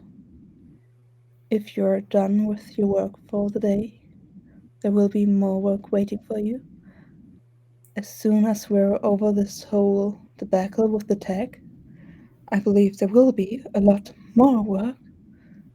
But it might be that we could use some of your talents, Ariel, and that this person knows your name. You see the entire office go quiet.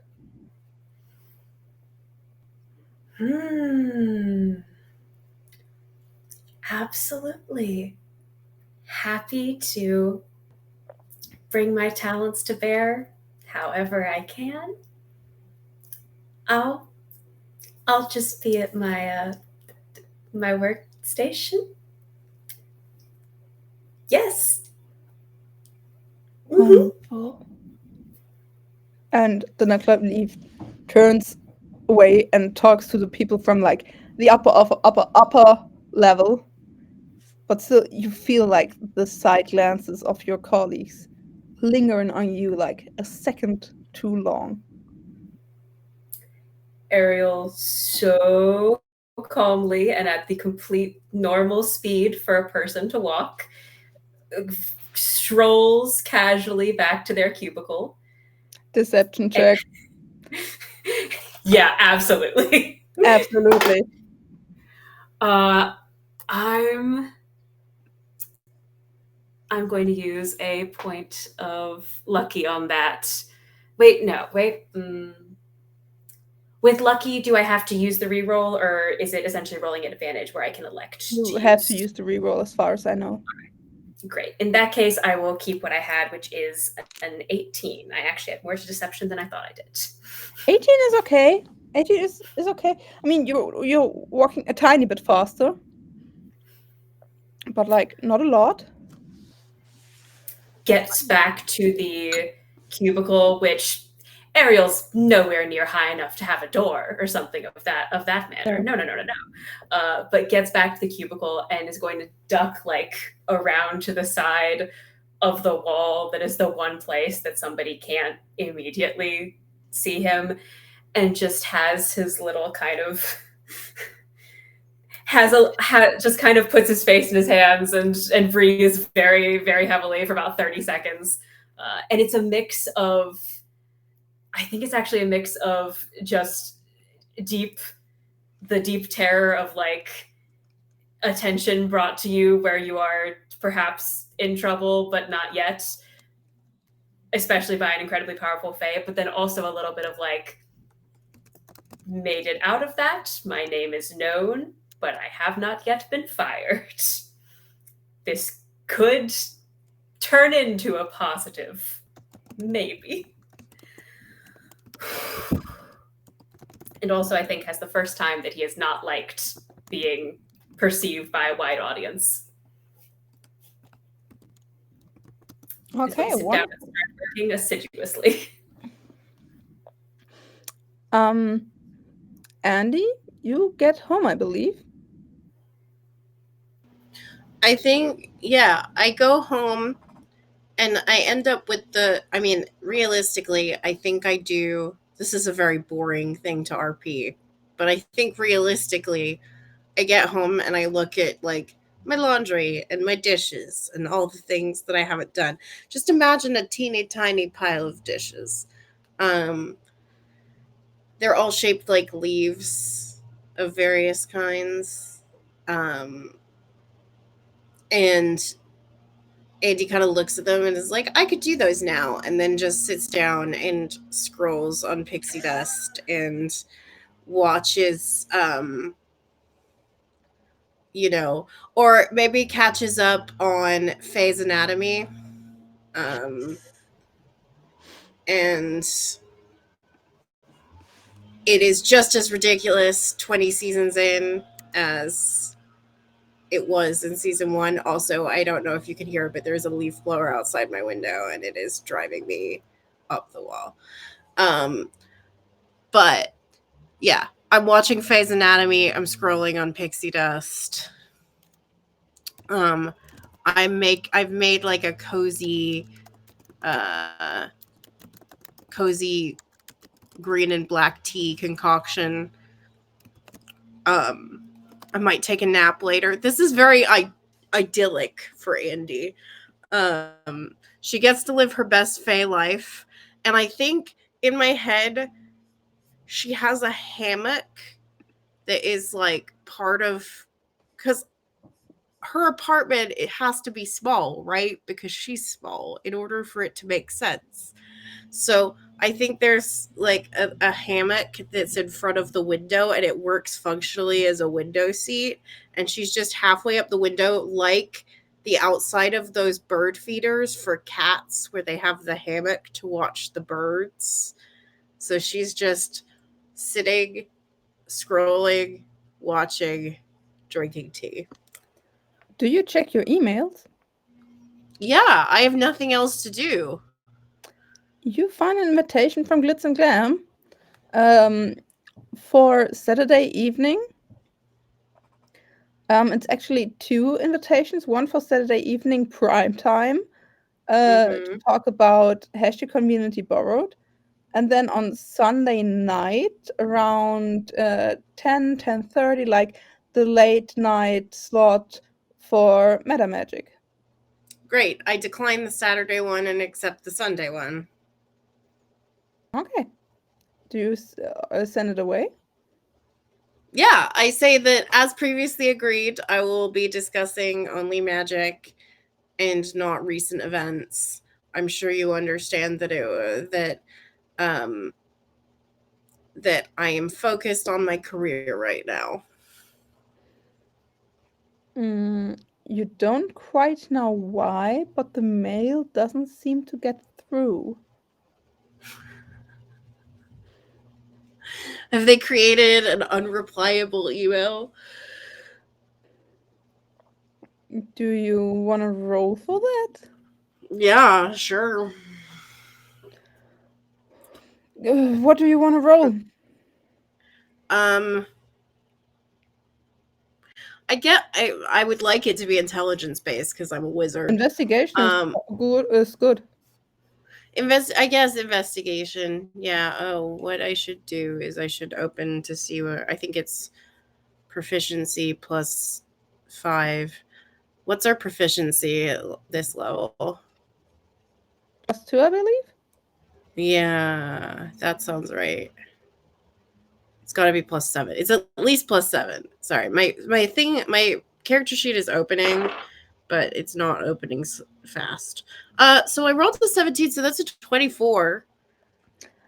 You know this trick because you use it at Dracul yourself, at least. I mean, not you use it, but sometimes when people don't want to pay, they try the trick with not filling in everything, so you have to send it to them again and again and again. And so there is a kind of digital document that you can't send back unless it's fully filled. I mean, I fill it out. I just don't. I write in. I will not be appearing on site. It's not. You're telling me that I can't decline. Is what you're saying, right? I'm not saying anything. I mean, I'm gonna keep trying to decline the Saturday. You get on that high intelligence check, you get the feeling like you could send them separately. Like you could take the PDF, split it, then just send the Sunday part. I spend the rest of my afternoon trying to split documents because having some experience with technological nightmares, I feel like it's going to take an hour to do this as opposed to the 10 minutes that it would ideally take. So, yeah, you can split it and just send one half back, but you get the feeling it's a very strong pointer.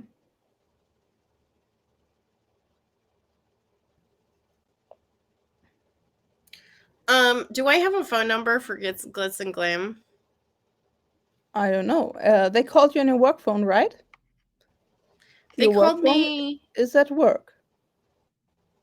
Sure. I mean, I guess I'll just not show up on Saturday then. That is your decision to make. What did you roll again? 24. On 24, like your whole thing is like paperwork. You're good at paperwork. Mm-hmm. This contract is so complex and complicated and all over the place, and like one part starts up here but goes down there, and then the note is on this, and then the non-disclosure agreement is over there. It's like it's made to be confusing. You can come through it. You know what you're looking for. You know which clause to look for. Like if this and that part of the contract isn't legal, the rest of it still applies and stuff like that. This contract was made by somebody who eats Dracul for breakfast. That's rude.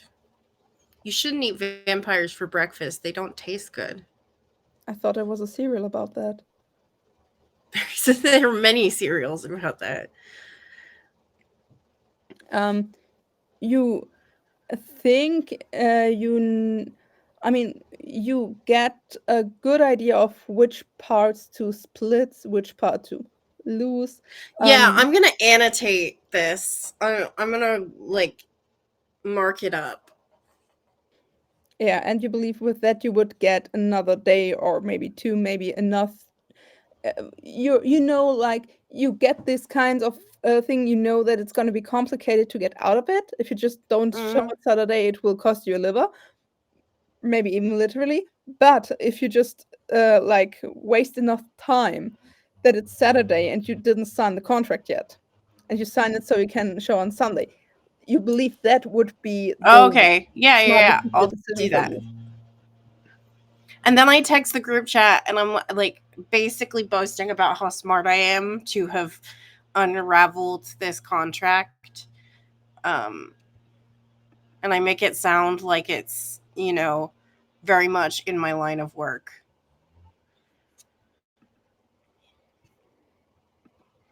Ariel reacts with just the sparkly heart emoji.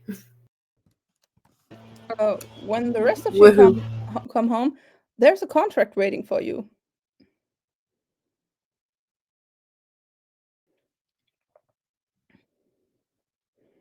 And there's a contract waiting for you. All to Ariel, you get a similar contract of like on Saturday to prime time it would be you.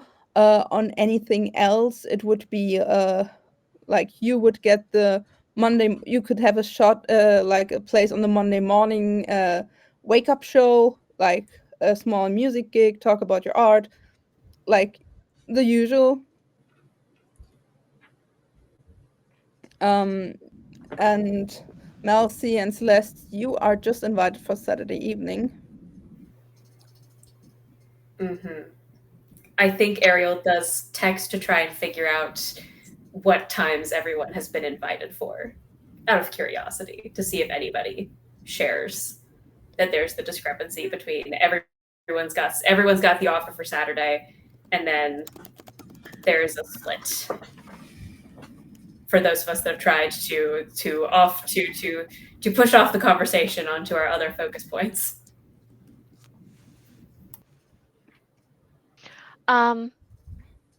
Could I get the contract sooner than the end of the workday? Because I was hoping they would send it right away to the PO box that I could have checked and when are you take checking back the to PO box? Probably during my 15-minute break. I will zoom to the post office building and back as quick as I can. What time would that be? What would that be like? I like 3 o'clock 3 ish. o'clock. Yeah, that's would Yeah. be quarter of the way left Yeah. of the day. You get there and you see some like roll me a perception check. But I'm at disadvantage. Well, Oh, then get some mood. fucking sleep. Oh no, I rolled a 4 on the dice. I don't think it matters. Total of 9. You see something in the corner of your eye, but when you turn it, it's already gone. Like something, maybe a leaf or something. I don't know. Okay. Is the contract thing present in my PO box? It's Can there, I yeah. check it? Okay. Right. The guy at the post office is like, you just missed. Anyway, here. Oh, that's good. I actually didn't want to talk to them.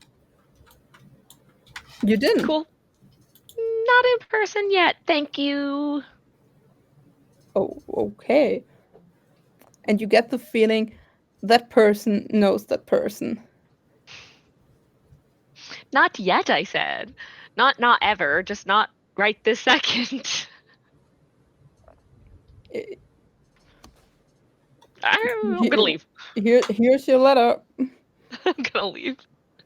I would like to request with 5-0 a personal mentorship time, caveated that it is personal, so that 5-0 can deny it if they don't want to give me personal advice again. I'll do like a little through the emails or whatever the hell. When to meet. Yes, something like that. You don't get a reply. All right. Which is Then, very unusual. I mean, it's possible they're busy. If the end of the day comes by and I haven't gotten a reply, then I will clock out, go to my desk, wait for the brownie to bring me the dinner. That was the caveat of them getting a leaf back.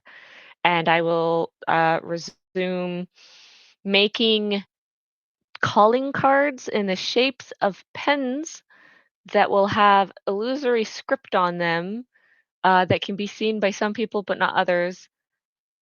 Definitely won't be able to be seen by law enforcement, I'm thinking. But I'm making like little pens that I can put out for the pen testing thing to start like leaving little calling cards around. Mm-hmm. The end of the day rolls around. You know that 5 most of the time is the last one to leave. And after time, you just raise the gaze towards the door of their office, and the door is gone. It's gone? The door is gone. There is no door anymore. It's just a piece of wall with some tacky art. I'm gonna go look at that door. That seems not good. Which door? The one that should be there. There is no door. I'm gonna detect magic. I can detect magic once a day. It's a wall. There was some magic there not too long ago, but not anymore. Like you feel the fizzled out rests of a spell that has been there for forever, and now it's gone.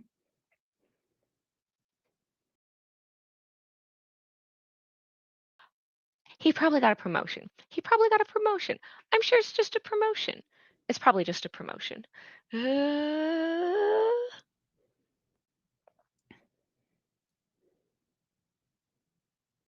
I get onto the group chat and I go, hey, how about we all have dinner at my office? We can order in some food. And I try and invite everybody over for dinner.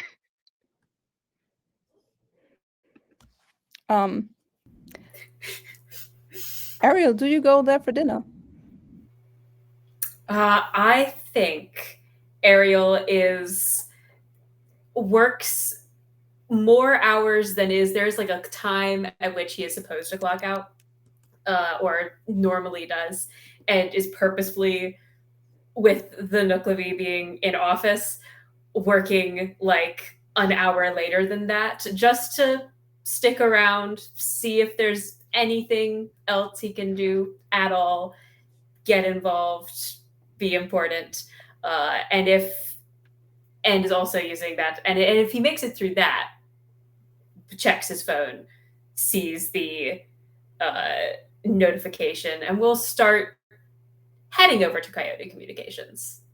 So your phone was on silent the whole day? Mm-hmm. No, well, not the whole day, no, because I was texting him a little bit earlier. But in the meantime, it was pretty much silent. In terms of notifications I got? Or did I put it on silent? Your phone is lagging out. Mm-hmm. Because of the hundreds of thousands notifications. Like you look on Pixie Dust, you look on Finstagram, you look at all that. Like, you know this thing that you get, no, started following you?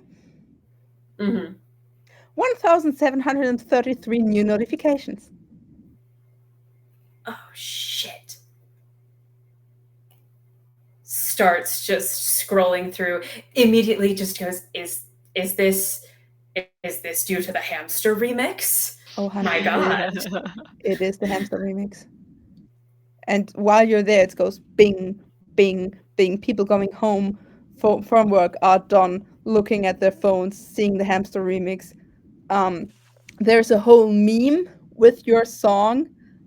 It's like the classic hamster dance, where it's not a techno dance, but it's like the alternative hamster, and your song is used for like background music of alternative kids just dancing to their heart content.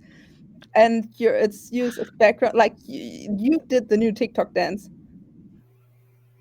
I'll take it. Ariel does like a spin in his desk chair out of joy. I'll take it. I'll take it. Phone I'll doesn't take it. stop binging. Like, That was why. you see more and more and more. You were at what, 5,500 this morning? Mm-hmm.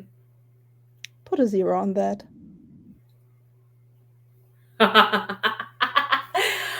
My man, you just went viral. Oh shit. Ariel starts I think in that case does actually, instead of clocking out 5 at 6 instead of 5, notices that around 5:30 after like an hour of overtime and gets up to leave. Walking, looking at the phone, not paying attention to anything. Trying to judge. 20 and pray that you don't roll a 1. Nat 20. For walking unsafely with my phone through the streets. Let me tell you, if you had rolled a 1, you would have bumped into your boss. What instead happens on that nat 20, because we're going to honor the 20, your boss bumps into you and is so stressed with the server overheating and with everything else that he's like, sorry. And the knuckler leaf now owes you a favor. Ooh. Like, in the first moment, he doesn't realize it, you doesn't realize it, and then you feel that, like, usually if it's like among parts, it's just like a little bing, like you feel it, it's a little tug at your soul. You feel a wave of power wash over you that makes your knees weak. Ariel just stops in place in the middle of the corridor, and in that very like trying to almost surf that, doesn't say anything, doesn't want to mess with this at all, but just steps to the side and does a little nod and carries on, just makes way, and as soon as he's out of the building, just oh my God. Okay. I will keep a record of that to be used wisely once I guess checking your phone is a good thing. Oh shit. Celeste can bring some smoothies for dessert to your place.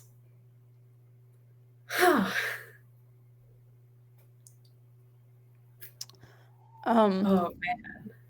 and Andy, you're sitting there trying to do the paperwork, and you get another email from a university. The university you were really interested in, but couldn't quite get in when you were studying. They are interested in your work. And you get a mail from another university and another university, because they heard you're going to be on Glitz and Glams, and they want to talk to an expert of meta magic in the astronomical sense. I immediately email them back, and I'm very excited. And Irby, you see, like, well, the thing in the Feywild is favors are a thing that might be implied. So what nobody tells you that you have to shut your mouth, but you find a pretty big bonus of $5,000 on your konto with a note from your line manager that he really appreciated your work this evening and is trusting you to keep all of it confidential.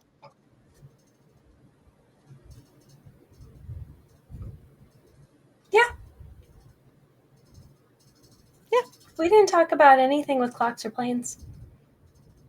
Wonderful. And do you all meet at Coyote's Communication for dinner? I'm a guess little so. late. I'm putting some cash away. Wise. The wise first course. But we'll get there. We also don't tell anyone we're going to show up until we actually get there, and probably can't immediately get in and have to be like, send a picture of a door. Like, actually just takes a picture of the door and sends that. The reply you get from Celeste is, "That's called a door."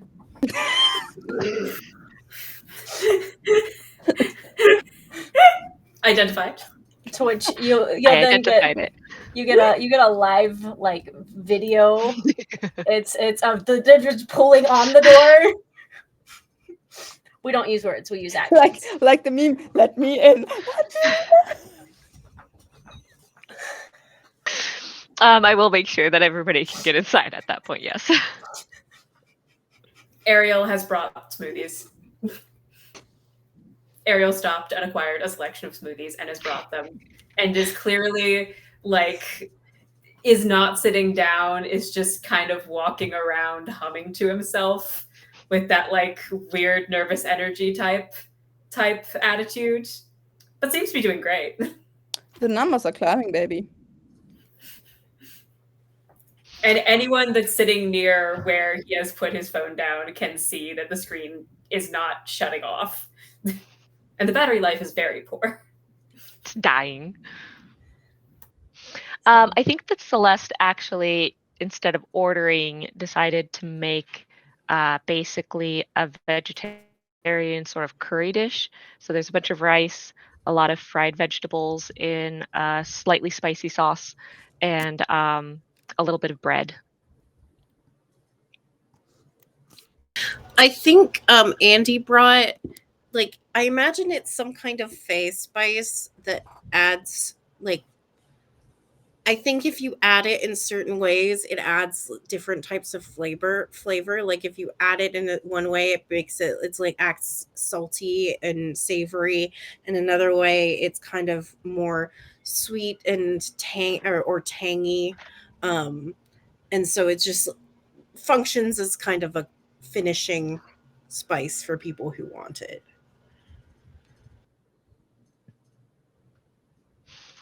When everybody's here, Celeste is going to sit down with the contract that she had picked up, which she also looked through, and I forgot to ask you about. So I imagine there's the agreement in it to look at to accept for the Saturday primetime spot. What are they offering? Because that was the question: is what do I get for this? So she's looking for the detailing around how are they offering to make the problem go away? Like, what is it that they're saying they can actually do? What they can, like, what you find is nobody but the people in the car needs to, talking about the thing that nobody except the people in the car know about, like all the details. And you get from that a bit like the feeling of that's what you can get. Okay. So How am nobody I knows going? about what the true camera said. Like, you would be a person of interest in this, so as part of the media stuff. Like, it's not in the contract itself, but like there's like some kind of flyer and information material of like glitz and glam star protection service that like people who are important to the show and have a primetime spot are able to not able to be persecuted by the law for the things they say on there. Okay. Which is a crazy thing for you to read and hold in your hand. Yeah. I'm going to immediately request from, I guess, everybody in the group. I'm going to toss that down and be like, is this valid? Is this true? Are there instances of this being upheld? This feels like a lawyer situation. Yeah, I look over at Andy, who, to my knowledge, knows the most about paperwork out of us. I mean, looking at the paperwork, do I know? Well, they're suggesting that they have a service of protection against prosecution that they can offer individuals who come on their show. And I'm asking, is that something that has occurred? Like, is there proof of this in action? Has anybody aware of this as proof? Like, maybe Malcy, you have clients. Yeah, you have clients. Is this a thing they've done before? You can all roll an investigation, and Malcy, you can actually roll. Malcy and Andy roll with advantage. Oh my god, a flat roll! I will give somebody guidance. I will give a bardic inspiration as well. Okay, I rolled another 24. I'm without bardic inspiration, so I'm very If you want to consistent. take the bardic inspiration, Ariel, what's your bardic right now? My bardic currently is a D6. D6. Plus 2, 26. And then my guidance, I figured I'd probably give it to you. So that's a D4. Me? To Malcy? Oh, yeah. Okay. No, to Andy, because Malcy was. Oh, Malcy's not running at disadvantage. Okay, that's fine. Regardless. 29. 29, my good bitch. What did Malcy hit? Malcy with my flat roll. No. Had a 16. Oh, that's good. That is really good, considering I had 2 extra. Considering nobody helped either. I thought you had disadvantage. I forgot. Sorry. No, literally, just got advantage, so I just got my first flat roll in 2 sessions. Sorry. I mean, there's a very easy solution to that. Go to sleep. I'm working. As a little thing here at Misadventures League, we promote self-care. Get some fucking sleep, or you will be rolling with disadvantage for the rest of your life. Yeah, pretty much. That's extreme. Self-care weaponized in the best way. Evie, when did you last had actually 8 hours of sleep as a person?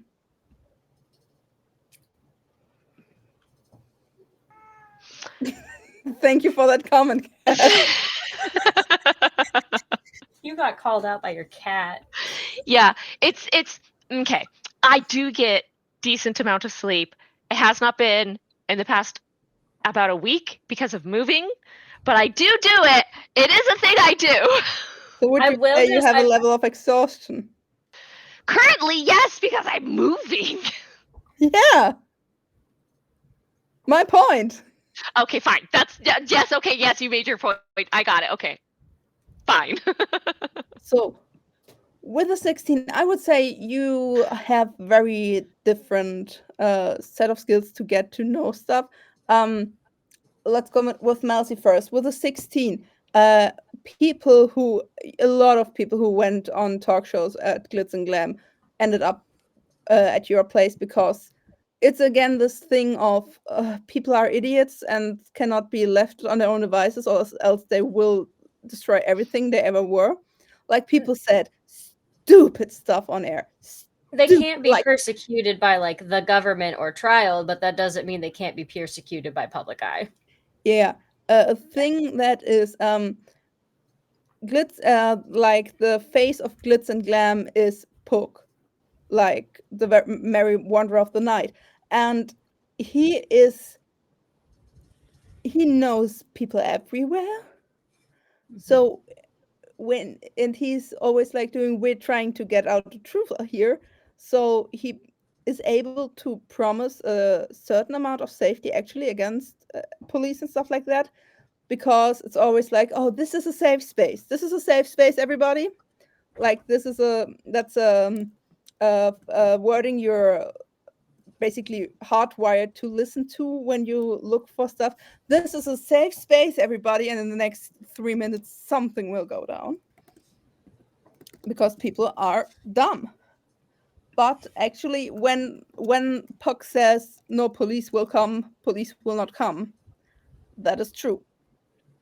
People are still very good at ruining their own lives. And now, Annie, how do I honor a nearly 30 in this department? You work at a healthcare service.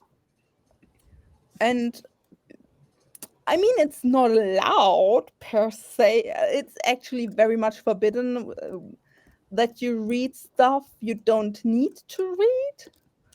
But if it's open on your computer and I mean, sometimes it's just a bit boring, right? And as long as nobody actually asks you, you don't have to lie. That's And true. so, and with your knowledge of meta magic, you would know that yes and no. This smells like a deal from miles away. Like you're pretty sure that Puck has a deal with the police and the government, that he can get the, let's say, the idiots on air. They like tell on themselves until no tomorrow, and then the police can get them for parking, speeding, I don't know, something. Like the deal is, as always, too good to be true, but it cannot be broken per se. Also, you do know that some people who tried, like some police officers who tried to break the deal, like who tried to come after people who talked on the show, ended up with a horrendous medical bill. And you know Dracul doesn't provide for that. And if you think about it, no healthcare service provides for that. I will communicate this to the group.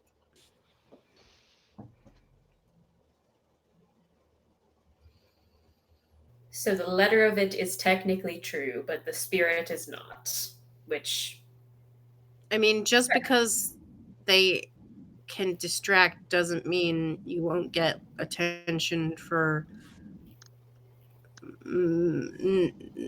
other things that have happened in the course of it, right?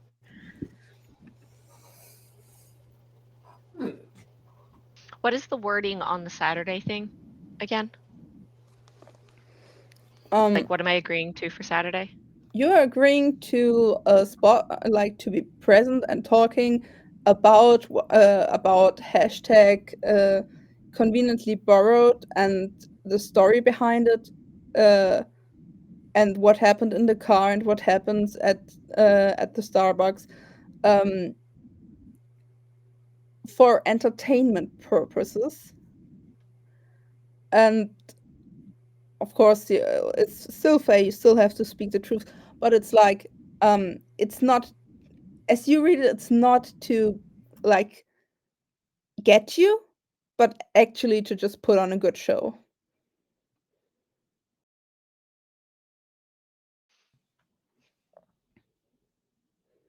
Celeste is going to like, you know, everybody's kind of giving advice, giving their input, giving their thoughts and stuff. And she's sitting there and she's thinking and she's thinking and she's listening and she's thinking. She looks over at the wall that used to be a door. She kind of wrings her hands. And I think in that moment, she just checks her email one last time just to see if there's been any kind of company update, maybe. And then comes back to everybody and is like, I think there might be a loophole here we can use. It says that they want us to talk about it. It's known that the three of you were in the car. It's not known that I was in the car.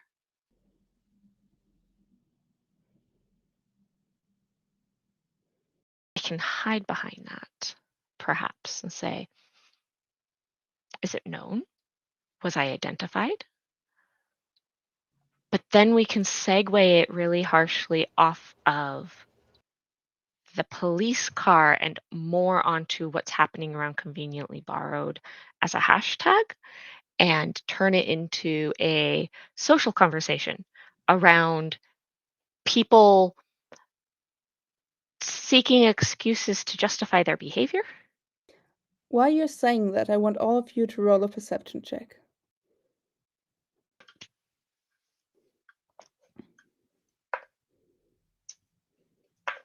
Harvey, don't look at me with those dead eyes.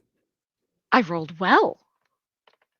Where's my stuff? This is my second nat 20 that I've had tonight, and I have will roll use a luck disadvantage. point. So, and I'll use another luck point. I might as well. That was not good. It's a 16. But 16 is okay. Jeez. It's 14. If I can offer a bardic to anybody else posthumously, I would love to do so again. I Well, mean, I don't think it's worth it. You don't have the opportunity to give a bardic. It's a split second thing. I rolled even with disadvantage because I rolled really well. I rolled a dirty 20. Okay, dirty 20. What do we have with Andy? It's a solid 11 from Andy. Okay. 14. So, Irvin and Andy, you're still going through the papers, but Ariel and Celeste, you hear something. It's like a very high-pitched, and then the glass front of windows next to you explodes as a truly huge stone just got flung in there as if it was a pebble. And that's where we're going to end for tonight.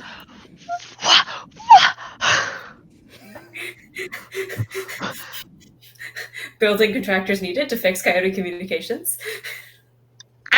What?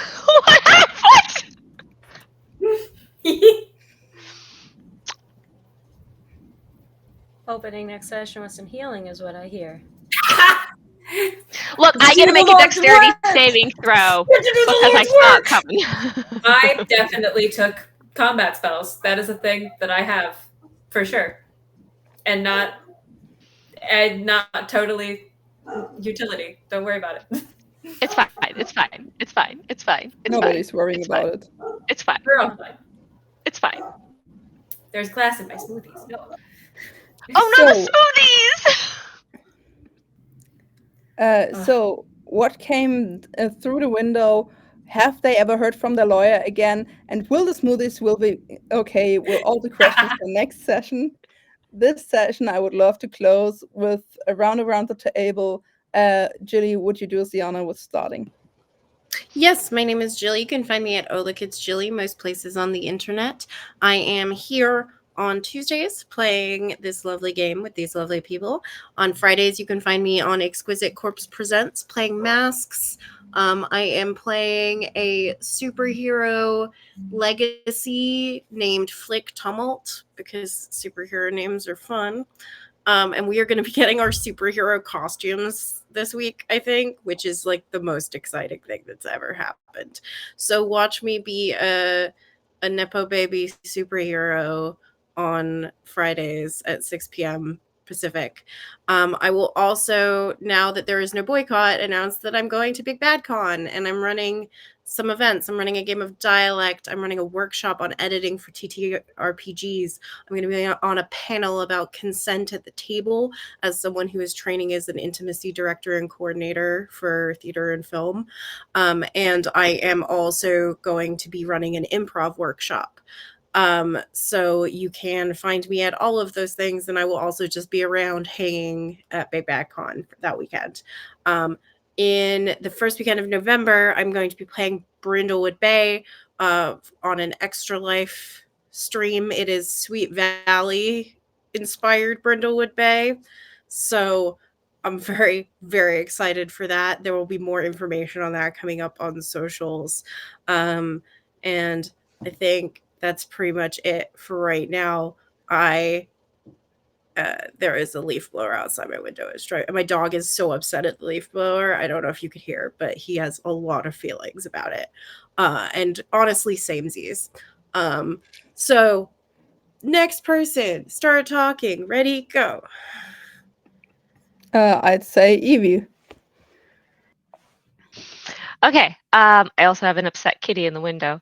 Hi, I'm Evie. I can be found at Evie Story on most places, except for Instagram is at Evie Kitties or at Evie Story Kitties, because I post to put kitties pictures up there. I have kitty pictures. I will be posting them sometime.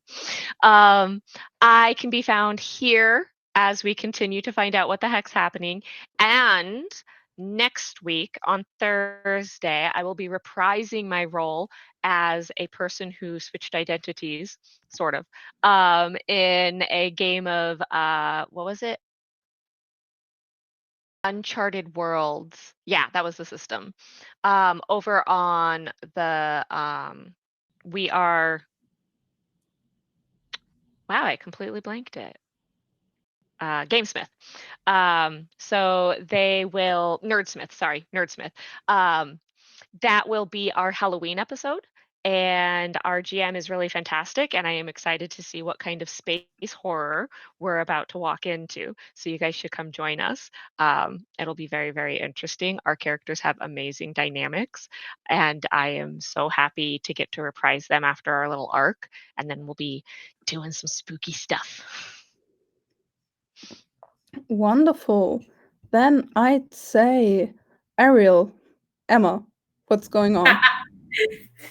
I am slowly becoming one with him, except in the manner of being found on social media. Where hi, I'm Emma. Unlike my character, you cannot find me in many direct links, but you can find me here on Tuesdays. You can find me voice acting in various things, including Breathing Space, which I think is about to wrap up with its series finale, which will be incredibly cool. And in particular, this month of October, if you are looking for fun, bite-sized horror, I am involved mysteriously. I can't necessarily say more than that but you should listen to find out. In a short horror series called The Book of Ezekiel Bradshaw over on Tales from Wolf Mountain. Go listen to it. It's very fun. It was a fun time to be involved in. Yeah. And last but not least, Irvi. My brain is glitching out too. I get it. It's okay. I understand. Hi, I'm Irvi Fitz. I'm here for a good time and hopefully a long time. You can find me here on Tuesdays doing Fae shenanigans. You can also find me here in about 4 hours, you can find me on Shattered Tabletops, where we're going to be playing Starshine Hugs tonight. Starting next Tuesday, hanging out on Adventure Dice, where we're going to be playing Eat the Reich. I will be playing Flint, a half bat, half human, absolutely insane Nazi killing vampire. Please come enjoy. It's all physical comedy from moi. And then starting not from Thursday, I will be running a 2-part Monster of the Week Halloween special on Nerds with Dice. And I think that's it right now, ? As soon as things start popping off with House of Dreams, though, a fun little West Marches Thirsty Sword lesbian vibes, I will be over there. So come hang out on social media and stuffs. And now the end with me. Hi, I'm Laura, or the Bot with Many Names. You can find me anywhere on social media as the Bot with Many Names. And I got bullied into social media in 2024, which is a joke in and for itself. I'm a German writer, screenwriter, actor, voice actor, and you can find me Tuesdays here. You can find me soon, I believe next week or the week after that, at the Queer XP podcast with a little Halloween special, talking about Halloween specials. If you want to watch some awesome pen and paper and maybe throw some of your hard-earned money at good causes, I will be one of the DMs for Roll for Good this year, where I will be DMing a wonderful little game of Locus. It's going to be fun. And coming November, I will be the bad guy in a really big writing game. So if there are any authors out there who would like to join in Game of Tomes, which is a gamification Twitch stream thingy where you join a house and try to survive the attack of the undead. Hi, I'm going to be the Night Monarch this year. So if you want to see me as a depressed cinnamon roll boyish elven thing that tries to overtake the world so I don't have to lose any of my mortal friends, you're at the right address. And yeah, as always, thank you so much to our wonderful viewers. I've seen that we had like 14 people watching today, which is like crazy. Thank you so much for being here and staying here and tuning in. And we will see all of you next week, hopefully. And I wish you all a pleasant time zone.